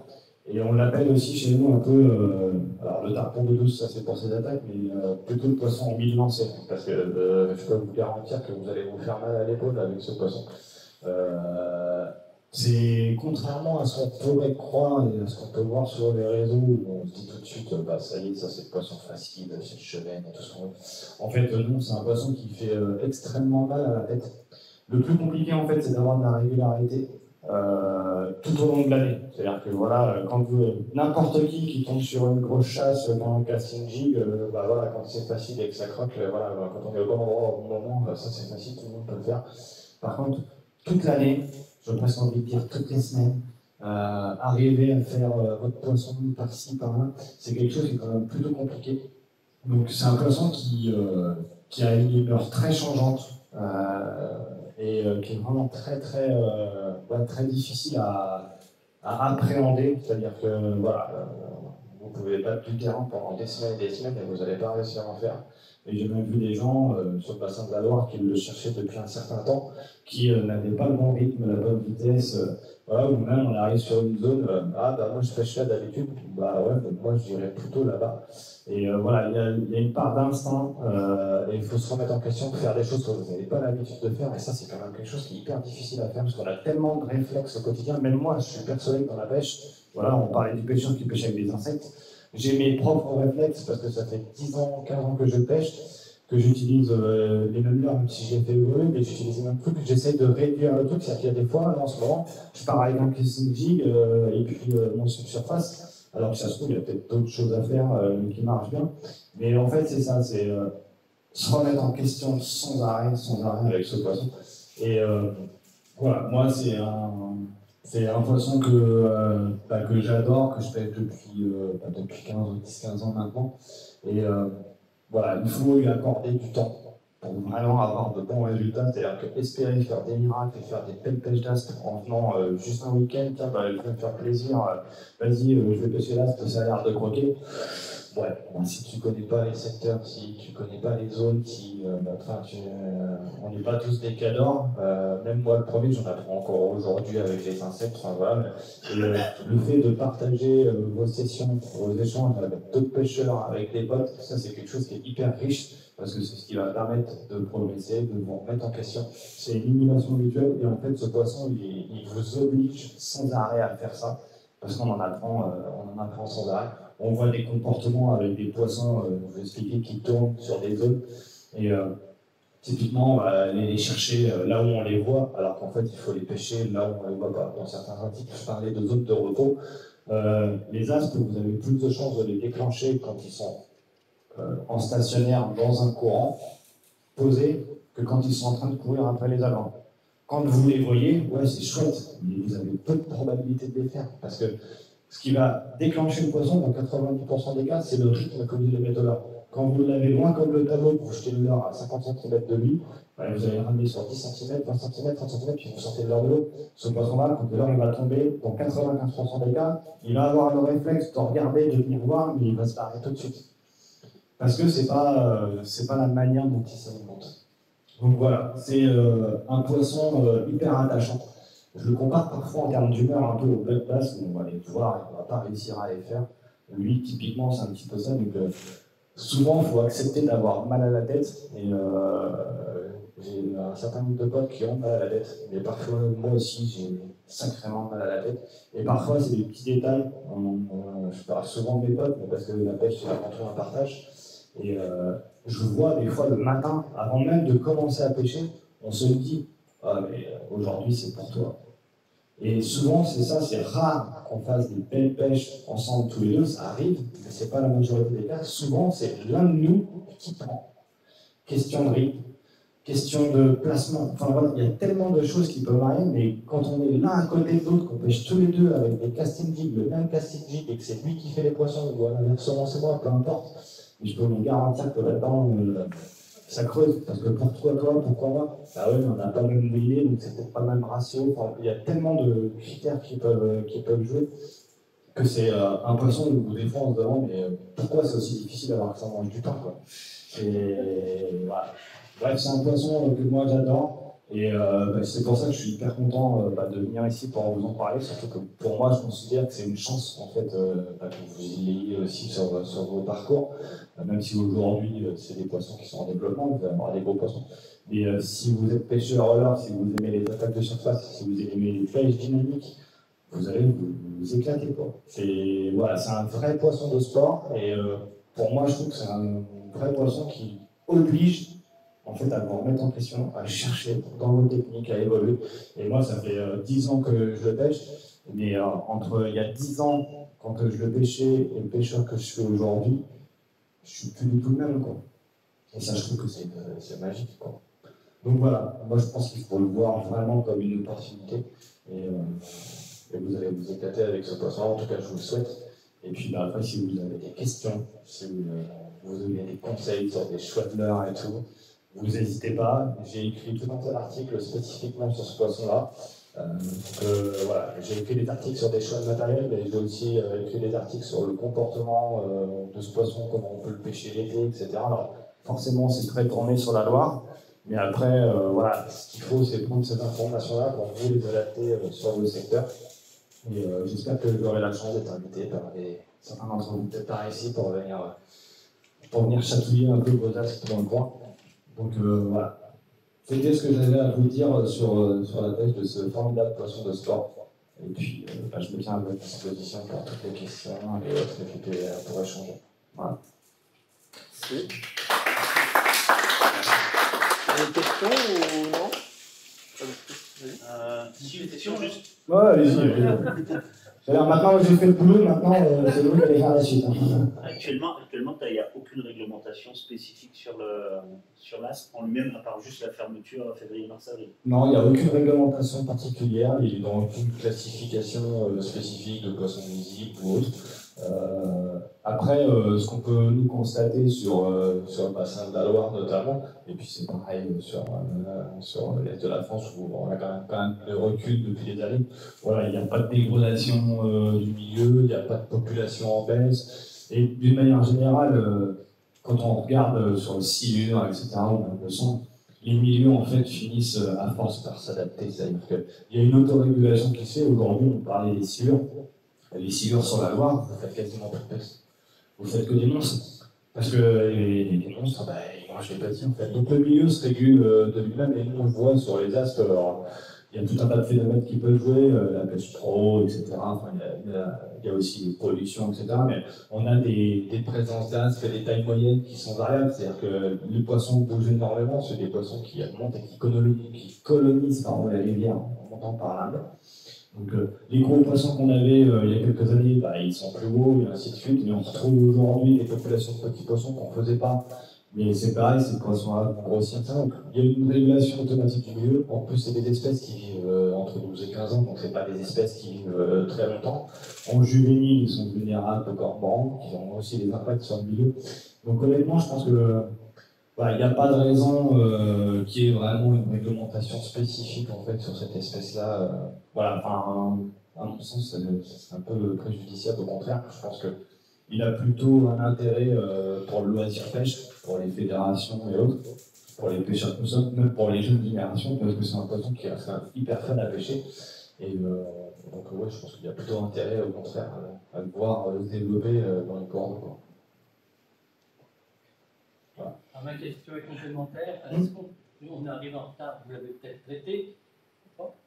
Est-ce qu'on peut dire qu'il est invasif? Non. Enfin, moi, je ne le considère pas du tout comme invasif. Après, c'est vrai que tout dépend de ce qu'on va avoir comme définition d'espèce invasive. C'est pas une espèce autochtone. C'est-à-dire que, voilà, elle n'était pas présente dans le Rhône, elle n'était pas présente non plus dans le bassin de la Loire et toutes les rivières aux alentours, elle n'était pas présente dans le reste de la France. C'est pas une espèce de chez nous. Donc, de ce principe-là, on peut considérer que c'est une espèce invasive parce qu'elle vient coloniser un milieu dont elle n'est pas originaire. Mais par contre, sur la Loire, sur l'est de la France, etc., cette espèce-là n'a pas d'impact sur les autres populations de poissons en tant que telles. C'est-à-dire que les appelettes ne disparaissent pas, les brochets ne disparaissent pas non plus, et ainsi de suite. C'est une espèce à part entière qui prend sa place comme une autre, et j'ai presque envie de dire que sur la Loire, heureusement qu'on les a, parce que sinon on s'en très bien quand même. Voilà, après, sur le Rhône, vous avez les silures, vous avez tout un tas d'espèces. Sur la Loire, voilà, parfois il y a des secteurs qui sont un peu désertiques. Et quelque part, heureusement qu'on a les astres. Et pour le tourisme pêche, par exemple, dans tout le Val de Loire, etc., on a des pêcheurs qui viennent de la région parisienne ou qui viennent passer des vacances juste pour pêcher ce poisson-là, en fait. Parce qu'on parlait des touches en surface, etc. Voilà, c'est un poisson qui reste vraiment très sympa à pêcher au large. Enfin, je prends plus de plaisir à pêcher un astre que de pêcher la perche ou autre, quoi. Les poissons sont plus gros, les touches sont violentes, on pêche plus vite, alors ils sont encore jeunes, on n'a pas débile. Donc voilà, on marche, on parlait justement des approches en bateau tout à l'heure. Enfin, on fait des kilomètres au bord de l'eau, on va bien, vous pouvez voir sur les photos, dans 90% des cas, pêche du bord. J'ai les cannes qui sont dans la voiture avec la sacoche. Le soir, quand je pars du boulot, voilà, pas besoin de bateau, de moteur électrique, de quoi que ce soit. Je fais un rebord de l'eau avec mes petits avions sur le bateau et je vais faire balancer comme on pouvait le faire il y a quelques années en fait. Et je pense qu'aussi bien ici ou même dans les influences qu'on pouvait avoir, je pense que c'est plutôt au contraire plus positif pour les fédérations de pêche, pour le business de la pêche en général, et pour les pêcheurs, parce que ça fait un poisson en tant que. Et quand ils vont être tout petits, vous allez les confondre avec des mandoises, etc., et vous allez les prendre à la gardonnette, comme c'était avant. Donc, après, quel pourrait être l'impact sur des petites rivières à truites, etc., parce que je sais qu'il apparaît maintenant aussi en Dordogne, assez haut. Mais bon, je ne vois pas de concurrence alimentaire pure et dure. Est-ce que ça pourrait avoir des impacts? Là, je ne suis pas assez spécialiste pour aller dire sur ces petits milieux-là. Mais toujours est-il que la taille des poissons que vous allez avoir, vous n'allez pas retrouver ça sur une rivière de première catégorie. Voilà. Le milieu ne va pas permettre de produire ces poissons-là. Donc c'est valable pour le silure aussi. Les milieux vont produire des poissons, mais des gros poissons, quand le potentiel est là. Donc le milieu, d'une manière générale, se régule. C'est plutôt les hommes qui ne se régulent pas, mais ça, c'est un autre débat. Avec le Rhône, ça annonce des monstres alors. Avec le Rhône, ça annonce des monstres.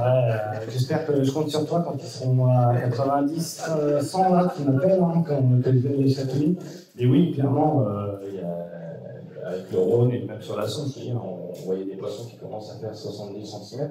Je pense que c'est des rivières où il y a un potentiel. On commence à en voir aussi sur la Seine. Il commence à y avoir des beaux poissons qui sont dans la Seine. Donc, ouais. Je pense qu'il y a l'avenir annonce des belles pêches. Ouais, et je pense qu'il faut le voir comme ça. C'est comme le silure à un moment s'est développé. Et ben, la pêche de l'aspe se développera aussi. Et il y aura toujours des adeptes de l'aspe, des adeptes du silure, des adeptes du brochet, des pêcheurs de perche, des pêcheurs au cou, des carpistes, etc. Et voilà, il en faut pour tous les goûts. Et moi, je le trouve c'est plutôt positif. Et puis ça permet de mettre des techniques différentes en œuvre. Des pêches, voilà, on pêche avec des insectes, par exemple, on expliquait de pêche au travers, ou à la mouche au streamer.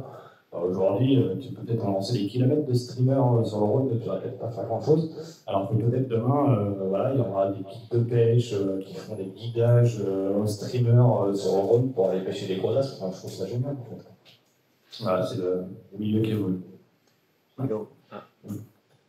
Il y avait l'origine exacte de l'aspe sur Internet, il y avait quelqu'un qui n'est peut-être pas arrivé au début. Ouais, alors c'est vraiment l'Europe centrale, et donc tout ce qui va être la Pologne, les Pays-Bas, les Balkans, etc. Donc c'est plutôt vraiment l'Est de l'Europe. Et voilà, après, te dire le pays exact, voilà, c'est un peu compliqué, parce que je pense qu'à l'époque, il n'y avait pas forcément... Mais il a vraiment été identifié dans les années 75, 80, enfin fin des années 70 dans l'est de la France. D'abord par le canal, enfin le Rhône, et tous les canaux aux alentours, c'est comme ça qu'il a colonisé un peu la région. Et puis après, sur la Loire, on ne sait pas si c'est une introduction volontaire ou involontaire, enfin voilà, on ne sait pas trop comment il est arrivé là, mais aujourd'hui, toujours. Et puis, pour mon plus grand plaisir à moi, mais je pense que je ne suis pas le seul. Et pourquoi il descend comme ça alors en termes de géographie, on va dire, hein, le réchauffement climatique Ouais, non, je sais pas. Pour le coup, je sais pas si le règlement climatique a vraiment une incidence. Je pense que nous, les hommes, on a un rôle, je pense qu'il n'est pas anodin là-dedans, plus que ce qu'on peut vouloir le croire. Je pense que tous les canaux aussi, il y a beaucoup de réhabilitation de certains canaux, des travaux qui sont faits, et puis les oiseaux aussi qui peuvent contribuer peut-être à l'expansion de cette population. Mais te dire pourquoi ça colonise par le sud, ça, je ne saurais pas répondre. Mais la chaleur, tout ça, non, parce que malgré tout, on constate quand même que quand les eaux sont vraiment très chaudes, là, en été, l'activité est quand même moindre. C'est un poisson qui supporte bien la chaleur, etc. D'ailleurs, je n'ai pas parlé des manipulations, ça qu'on en a parlé, je ne l'ai pas mis dans mon slide et tout, je les avais. Mais voilà, c'est pas un poisson l'été qui a un comportement, en gros, pour moi, c'est la fête, il est un peu comme moi, quoi. C'est-à-dire qu'il est bien à 20, 25, mais quand il commence à faire 30 degrés dehors, il n'est pas bien, quoi. Et comme la plupart des poissons, en fait. Donc, et je suis pas persuadé que, même s'il y a des grosses différences de température en France entre le nord et le sud, un peu ce qu'on peut imaginer, les eaux du sud par rapport au bassin de la Loire, il n'y a pas une différence énorme avec les autres premières catégories. Et c'est sûr que quand tu vas sur les pays du Nord, parce qu'il y en a beaucoup aussi dans tout ce qui va être les Pays-Bas, etc., où là, il y a des grands fleuves énormes avec des grands bassins, où il y a des gros aspects aussi là-dedans. Là, les eaux sont quand même plus froides et ils se développent vraiment super bien. Donc, c'est pas une question de température du milieu qui explique pour moi le fait qu'elle descend. Je pense que c'est plutôt qu'il y a des canaux et des possibilités, entre guillemets, de contamination, on va le dire comme ça, et qui sont plus faciles, notamment sur la partie est, parce qu'il y a c'est énormément canalisé, etc. Quand on prend le bassin de la Loire, c'est pareil, il y a plein de canaux qui montent après pour aller vers la Seine, etc. Parce que c'est comme ça qu'avec la Marne, etc. Je pense que c'est comme ça que ça passe, l'Allier. Et du coup, là, comme ils commencent à coloniser l'Allier, qui commence à descendre, ils commencent à arriver dans ces régions par ici. Et c'est peut-être là qu'il peut y avoir des transferts accidentels. On parlait de pisciculture à l'information médicale tout à l'heure. C'est pareil, voilà, peut-être que tu confonds des oblettes avec des aspes, et puis voilà, tu fais des empoisonnements dans des plans d'eau, dans des rivières, etc., avec du poisson blanc, puis en fait, involontairement, tu mets des aspes dedans. Voilà. Donc juste, je voulais faire un aparté parce que c'est quand même important pour moi. On en parlait tout à l'heure et j'ai oublié d'en parler dans toute la présentation, c'est la tenue de ce poisson et son comportement quand on l'a pris. Le slide, il me sert surtout, vous voyez, j'ai pas lu le slide, il me sert surtout un peu de fil conducteur. mais ça, je vais prendre la peine d'en parler 5 minutes. C'est comment on le tient et comment il ne faut pas le tenir. C'est un poisson qui est relativement hémophile, c'est-à-dire que c'est un poisson quand il saigne. Alors, sur la partie de la bouche, c'est pas très très grave. Par contre, s'il a les tripes dans les débuts des ouïes à l'intérieur, alors là par contre c'est fini, ça commence à saigner, vous pouvez tuer un poisson en quelques secondes. Après, on ne le fait pas exprès. Hein. Le truc qu'il faut vraiment éviter, c'est de mettre les mains dans les ouïes. Comme on pourrait tenir un brochet. On a souvent ce réflexe-là, c'est de mettre les mains à l'intérieur, surtout quand les poissons sont gros comme ça. Mais alors ça, c'est le truc qui va les fusiller en 2-2. Alors peut-être pas sur le coup tout de suite, mais en fait, on va vraiment blesser une branchie des poissons. Alors, quand vous voulez prendre des photos, la bonne manière pour les prendre, c'est de cette manière-là. Par contre, on n'arrive pas à les mettre devant l'objectif comme ça. Là où il faut être très méfiant, c'est quand vous... Parce que le meilleur moyen, en fait, de les saisir et de les tenir, c'est par la gueule. Comme si vous preniez un plat de basse, vous mettez la main dans la bouche et vous mettez la main dedans. Par contre, quand vous allez faire ça, tout de suite, il va vous mettre des gros coups de tête, comme ça, de droite, de gauche. Et je peux vous garantir que même un poisson de 40 cm, vous n'allez pas le tenir. En fait, quand il va vous mettre votre coup de tête, vous allez forcément le lâcher. Donc, quand vous avez les leurres, c'est pour ça que la plupart de mes photos sur les astres, il n'y a pas les leurres dedans. C'est tout simplement que j'ai pas envie de mettre un triple dans le doigt parce que ça m'est arrivé des centaines de fois. C'est arrivé à mon pote. Enfin, voilà, c'est un truc automatique. Vous avez souvent les triples qui sont exposés là autour. Vous mettez la tête dedans, là, et là vous avez l'astre qui se secoue au bout. Puis je peux vous garantir que ça fait mal. Donc le mieux, c'est quand même effectivement de décrocher le leurre. Alors fiche grille, épuisette, moi, pas de. Ouais, il n'y a pas de combat pour moi là-dessus, chacun fait comme il veut. Moi j'ai une préférence pour l'épuisette, parce qu'au moins on peut conserver le poisson dans l'eau, il est au moins un petit peu mieux que pendu à un truc. Mais voilà, c'est vraiment purement personnel, le tuile-cube ça peut être très bien aussi, il n'y a pas de dents sur la partie de la mâchoire, donc il n'y a pas de risque comme un brochet de l'abîmer, etc. Maintenant c'est juste que porter son poids sur le poids de la tête de la mâchoire, donc voilà, moi je l'aime bien dans l'épuisette. Mais voilà, quand vous avez un leurre qui est planté dans la bouche, moi je vous conseille, avant de mettre les mains dedans, vous enlevez le leurre, et après vous essayez de le saisir par la bouche, et vous allez voir, il va vous mettre des coups de tête, et quand il y a un trip qui traîne, alors des fois j'y arrive, des fois j'y arrive pas, ça dépend, ça c'est des obligations un peu parfois pour le sponsor, mais voilà, je ne me prends pas trop la tête, souvent je les décroche pour éviter de mettre des trips dedans. Mais s'il vous plaît, évitez de les prendre par en dessous. Imaginez que c'est comme si vous preniez un chêne, et que vous le preniez par en dessous, bah, ça va mal finir. Bah, les astres, c'est de la même famille, c'est un petit peu pareil. On ne prend pas les brèmes par en dessous, on ne prend pas les astres par en dessous, on ne prend pas les barbeaux par en dessous. Bah, là, c'est un petit peu pareil, il n'est pas fait comme un brochet. Mais c'est vrai que comme c'est des poissons qui commencent à avoir une certaine taille, un certain poids, on a envie de les sécuriser et ça devient presque naturel. Comme on est quand même beaucoup à pêcher de brochet, ça devient naturel de prendre les points par en dessous. Mais voilà, c'est un peu comme une perche. La perche, c'est pareil, vous ne mettez pas un en dessous. Là, s'il vous plaît, voilà. C'est le petit message que je voulais faire passer, j'en profite. Parce que voilà, c'est pas un poisson qui supporte bien cette prise-là. Voilà. Et moi, je voulais demander si tu avais tourné une vidéo avec une prise d'astre, avec une prise de poisson. Ouais, il y en a quelques-unes. Alors après. C'est bien qu'on en envoie une. Ouais, après, bah, peut-être que tu pourras. Après, voilà, je n'aime pas faire mon auto-promo, c'est pour ça que je ne l'ai pas fait. Mais bien sûr, ouais, après, j'ai une petite chaîne sur laquelle j'ai quelques vidéos que vous pouvez regarder sans aucun problème. Vous avez mon nom, Tony Douilly, c'est pas dur à trouver sur YouTube. Alors, il y a plein de vidéos. Qu'est-ce que je peux te mettre? Non, pas celle-là, vas-y, descends encore, je sais plus où est-ce que c'est. On a un gros. Ouais, bah par exemple, là, on va me voir, c'est une vidéo qui est un peu de moins au départ, mais elle est intéressante. Ouais, allez. Il faut bien que je gagne ma vie quand même. Là. Bon, c'est pas avec ça que je gagne ma vie, hein, je vous rassure, heureusement, mais donc là, typiquement, on va être sur une vidéo, si je m'en souviens bien, on est sur une pêche d'automne. Justement, on est à peu près à la même époque, je crois qu'on va être autour du 10-15 octobre. Donc là, on me voit, alors ici, on aperçoit, par exemple, au loin, il y a un îlot qui est ici au loin. Alors ça fait un petit banc de sable derrière, et tout de suite après le banc de sable, ça fait des pierres. Et les astres, ils sont là-bas. Donc là, je m'avance jusqu'où je peux avancer, et même avec les grandes cannes, les gros leurres de surface, voilà, j'arrive tout juste à atteindre la veine d'eau qui est juste là. Et là, vous allez voir, normalement, j'ai bien découpé mes trucs pour que ça ne dure pas trop longtemps. Mais pareil, on voit sur l'action de pêche, comme vous avez pu le voir, le courant vient de la gauche et descend vers la droite. Dans 90% de votre pêche, vous devez pêcher 3 quarts amont vers l'aval. En fait, l'énergie, elle va être donnée par votre mobilier, mais elle va être donnée aussi par le courant. Et c'est ça qu'il faut avoir en tête, c'est que si vous allez pêcher comme on le ferait naturellement quand on pêche le sang, donc on va remonter le courant un petit peu, ou alors on va être un peu devant nous, puis on va se laisser dériver gentiment. Là, c'est vraiment 3 quarts amont. Et faut presque, ça dessine comme ça une grande courbe quand vous allez peigner toute la veine d'eau et toute la longueur.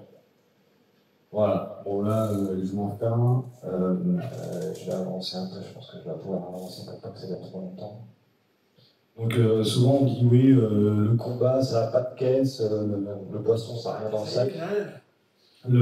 Ça n'a pas rien dans le sac, hein. C'est des poissons qui quand arrivent à une certaine taille, après c'est toujours pareil, quand on pêche avec des cannes qui vont avoir des grosses puissances et que vous allez prendre un poisson de 40, bah oui, ça ne va pas faire grand chose.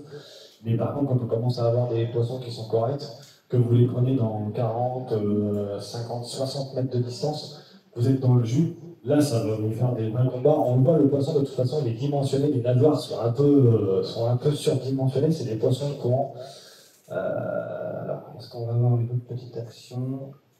Ouais, c'est des actions de loin, mais... Alors, je crois qu'il y a un moment, on doit le voir attaquer le...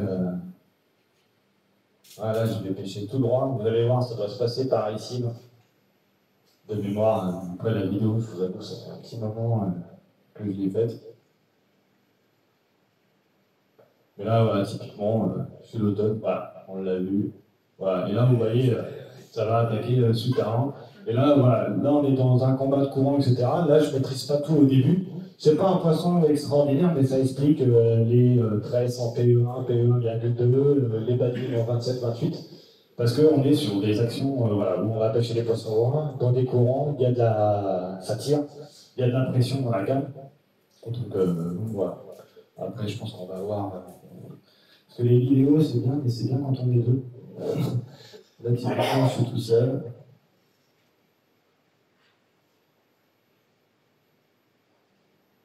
Voilà, bon, là, avec un casting, typiquement, voilà, c'est des pêches juste maintenant. Après, voilà, ça c'est pour voir un peu les jolis poissons qu'on peut faire en automne. Voilà. Et là, vous voyez, on est en plein milieu de la Loire. En fait, on va pêcher une grande veine d'eau sur la gauche où il n'y a rien en fait. Comme ça, il n'y a pas de radier, il n'y a que là. Par contre, là, c'est des regroupements d'automne. Voilà, et les poissons sont juste devant comme ça. Vous voyez, j'étais plus jeune. Hein. J'ai morflé depuis ça, à force de leur courir après, ça me fait du mal en fait, on ne se rend pas compte. Alors après, si, il y a peut-être une vieille vidéo. Donc j'essaie de la retrouver. Merci voilà. beaucoup. Merci bien. Bonne soirée. Bonsoir. Je vais essayer de vous trouver un petit truc. Mais c'est vieux. Je ne sais pas si je vais la retrouver. Ah, je crois que c'était celle-là. Une petite dédicace à mon Pierrot, c'était une session que j'ai partagée avec lui, je ne sais pas s'il me regardera ça. Et on avait pris un pied d'enfer sur cette session, c'est un coup du matin. Et les aspects étaient super longs, les pêches au casting jig, on prenait des poneys à 60 mètres, là, c'était juste affolant. Alors c'est pareil, juste pour vous montrer les attaques dans les pieds, je crois que celui-là, il m'attaque dans les pieds à un moment.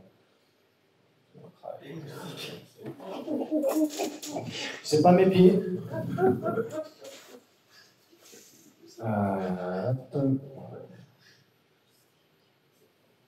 Voilà, là vous allez voir, il va m'attaquer vraiment. Voilà, deuxième chance. Vous allez voir en fait, alors là c'est dommage, on ne va pas le briller, mais vous allez voir, je suis vraiment très dynamique à la canne, c'est-à-dire que là, je ne suis pas en train d'abuser la galerie en fait. Et vous allez voir, l'attaque va venir vraiment quasiment dans mes pieds, vous allez voir comment ça touche fort. Non, c'était pas ce passage-là. Ça doit être un petit peu avant ou un petit peu après, je ne sais plus. Et là, tu es en bordure. Hein.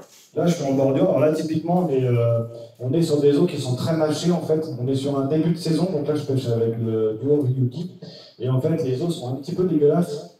Donc là, je suis un Ryuki blanc et en fait, c'est un endroit où ça fait un petit kilo avec un petit contre-courant. Mais par contre, comme vous voyez, là, on voit bien la Vendo qui vient pousser au large, ici, là.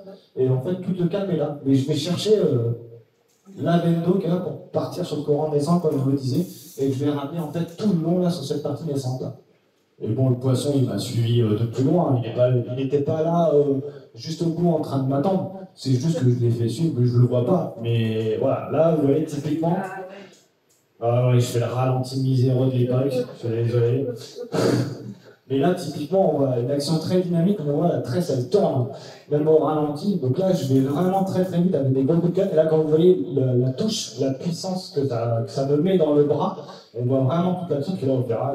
Voilà, vous allez voir le tarpon dans son œuvre. Voilà, bon là, c'est des attaques violentes sur des pêches rapides. Et ça, c'est typiquement 100% la pêche de l'aspe. Et c'est ce que vous allez connaître. Mais voilà, là on voit l'action de la canne, justement, le blanc qui va baisser. Et ça, c'est des actions qui vont typiquement vous permettre d'éviter de décrocher ces poissons dans ces phases-là. Mais voilà, quand on dit que ça ne se bat pas, moi je suis pas d'accord en fait.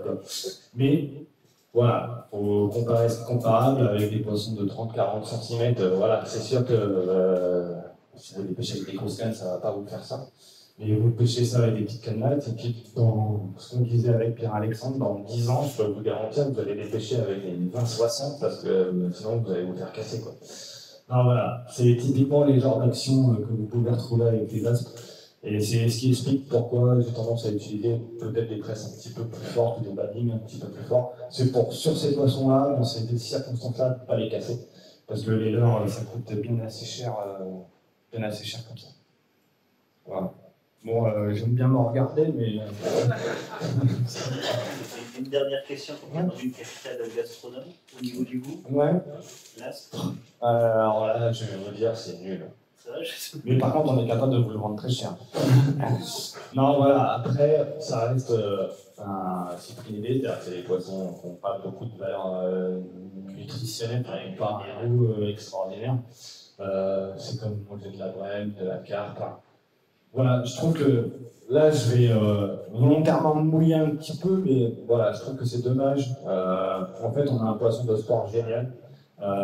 Et effectivement, je comprends qu'il y ait une économie qui peut tourner autour de ça, et je le respecte. Moi, je trouve que c'est juste dommage de nous faire manger aujourd'hui, ou quelque part, la qualité des aliments, et pas que du poisson, hein, tous les aliments qu'on peut manger, c'est quand même hyper important, parce que c'est notre santé. Et quand je vois sur la Loire, où l'été, même moi, je ne vais pas y marcher en short, parce qu'il y a des sialos partout, les chiens n'ont pas le droit de venir boire l'eau, etc. Alors, je ne dis pas que les poissons qui nous font manger ne sont pas bons, c'est pas ce que je suis en train de dire. Ce que je suis en train de dire, c'est que c'est pas génial. Et malgré tout, il y a des poissons qui vont être pris dans des filets, par exemple, qui vont être pris par les pêcheurs aussi à la ligne, quoi, qui vont prélever le poisson, aspe, ou tout autre poisson, dans une eau qui est quand même à plus de 23-24 degrés, avec des développements de bactéries, etc. Et ben, manger ça derrière, sur un poisson qui n'a pas vraiment une valeur gustative avérée, voilà, je trouve que ça c'est un petit peu dommage. Et souvent, c'est comme beaucoup de poissons, c'est le cas un peu du silure ou ces poissons un peu de ce type-là, ce qui va faire la différence, c'est l'assaisonnement, c'est la sauce qu'on va y mettre. Et bon, est-ce que c'est vraiment utile? Voilà, je sais pas. Après, je sais qu'il y a des rillettes d'aspe qui sont vendues de fortune, etc. Forcément, vous allez bien vous imaginer que je suis pas d'accord avec ça. Je respecte, je vais pas aller faire des trous dans les bateaux des pêcheurs pro. Voilà, ils ont leur métier, ils ont leurs difficultés, ils ont leurs contraintes. Voilà, je suis plutôt dans l'idée de dire, voilà, trouvons peut-être des reconversions ou d'autres moyens de faire avancer les choses plutôt que de dire, non, il faut arrêter. Ils ont une vie aussi, ils ont des familles, etc. Donc, ça, je le comprends. Mais voilà, pourquoi aller prendre des aspes, des barbeaux, des brèmes, etc. Voilà, vous comme moi, si je vous mets un filet de cendre et un filet de barbeau, bah voilà, mais c'est normal, parce que le cendre a une vraie valeur gustative, voilà, au-delà de la sauce, le cendre en lui-même a une vraie valeur gustative. Il faut manger un bar ou autre, quoi. Mais voilà, il y a une réglementation spécifique pour le bar, pour le thon, etc. On n'a pas besoin d'arriver à ces extrémités-là pour être. Ouais, ça vaut pas grand-chose. Enfin, si c'est pour manger, vous n'allez pas vous régaler. Ouais. On peut les trouver avec les aouzes. Sur les mêmes postes? Bonne question. J'aurais tendance à dire oui. Alors, nous, on a des remontées d'Alos. Alors, je vous avoue que je ne la cherche pas spécifiquement. Mais il me semble qu'il a été. Je crois qu'il est. Bah, comme il colonise le bassin de l'Alos, je me demande s'il n'a pas été vu du côté d'Isère, par là, où il y a des remontées d'Alos aussi. Et typiquement, sur les zones, de toute façon. Pardon. Typiquement, sur les zones où j'avais trouvé des Alos, avec des zones comme ça, où il remonte avec les rails et les accès. Pardon, merci pour l'eau, je sais pas ce que j'ai dit. Dessous. Mais typiquement, vous les retrouvez sur des mêmes types de postes. Hein. Après, c'est pas parce que les Alos sont là que les astres américains, mais ça va être des steps qui vont être similaires. Excusez-moi.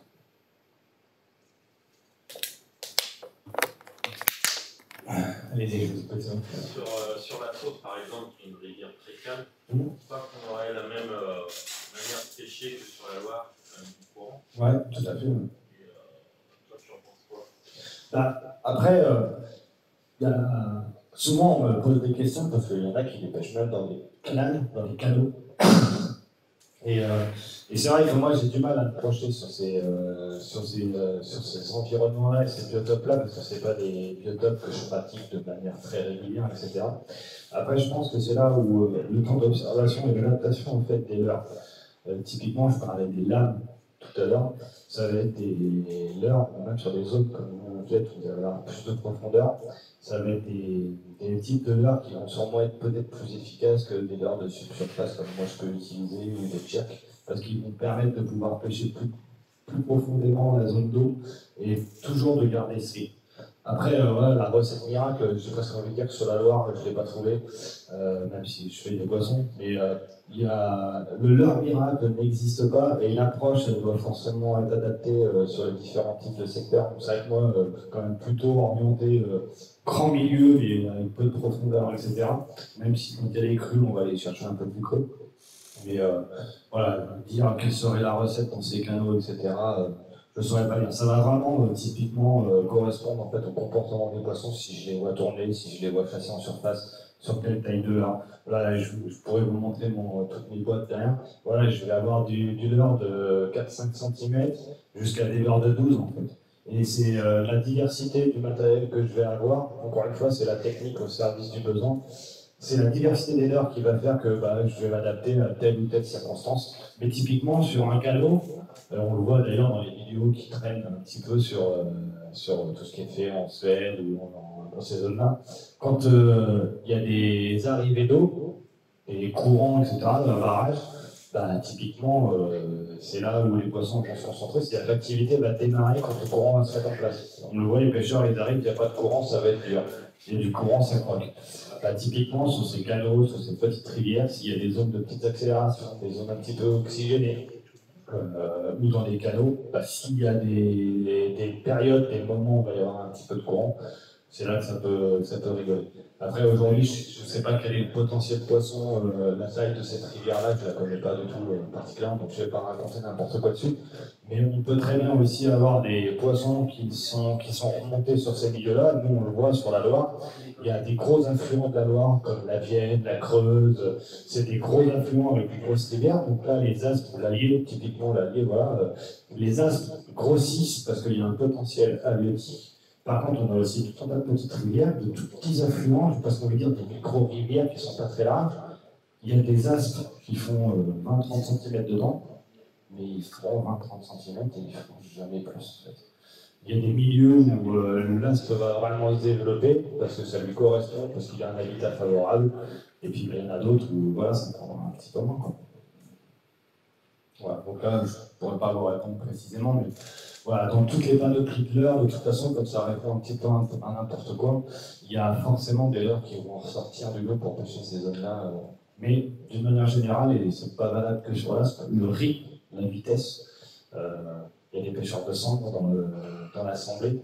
Quand on pêche à la verticale, par exemple, typiquement, l'un des premiers critères, c'est la vitesse du moteur. À quelle vitesse je vais pêcher.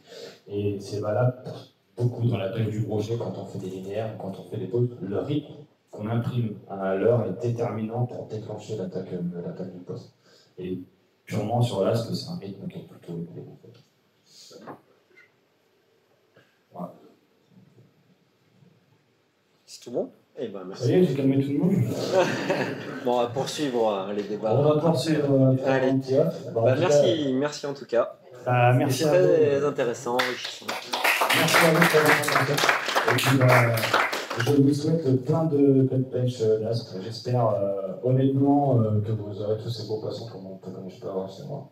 Et puis j'espère que vous aussi, vous irez au bord de l'eau et puis vous irez vous casser la tête. Et puis surtout, si vous avez des expériences, comme là, typiquement la pêche avec les insectes, etc. Enfin, moi, je suis preneur de tous ces trucs-là, parce que au-delà de ce que moi je peux mettre en œuvre, voilà, j'irai jamais pêcher avec des insectes, hein, voilà, clairement. Mais par contre, d'avoir ces informations-là, ça m'intéresse pour ma culture pêche, pour tout ce que je peux savoir sur ce poisson-là. Et voilà, je sais qu'il y a des pêcheurs qui me suivent un petit peu de partout en France, qui me posent des questions, etc. Je suis toujours preneur de tous les retours. Voilà. Même quand je reçois une photo, j'ai fait mon premier rasp grâce à tes conseils. Voilà, juste ça, ça me fait plaisir. Et qu'on parle de ce poisson, moi, ça me plaît bien, donc je suis encore plus ravi d'être venu et de vous avoir partagé ça. Voilà, merci. maintenant, on va Allez, merci.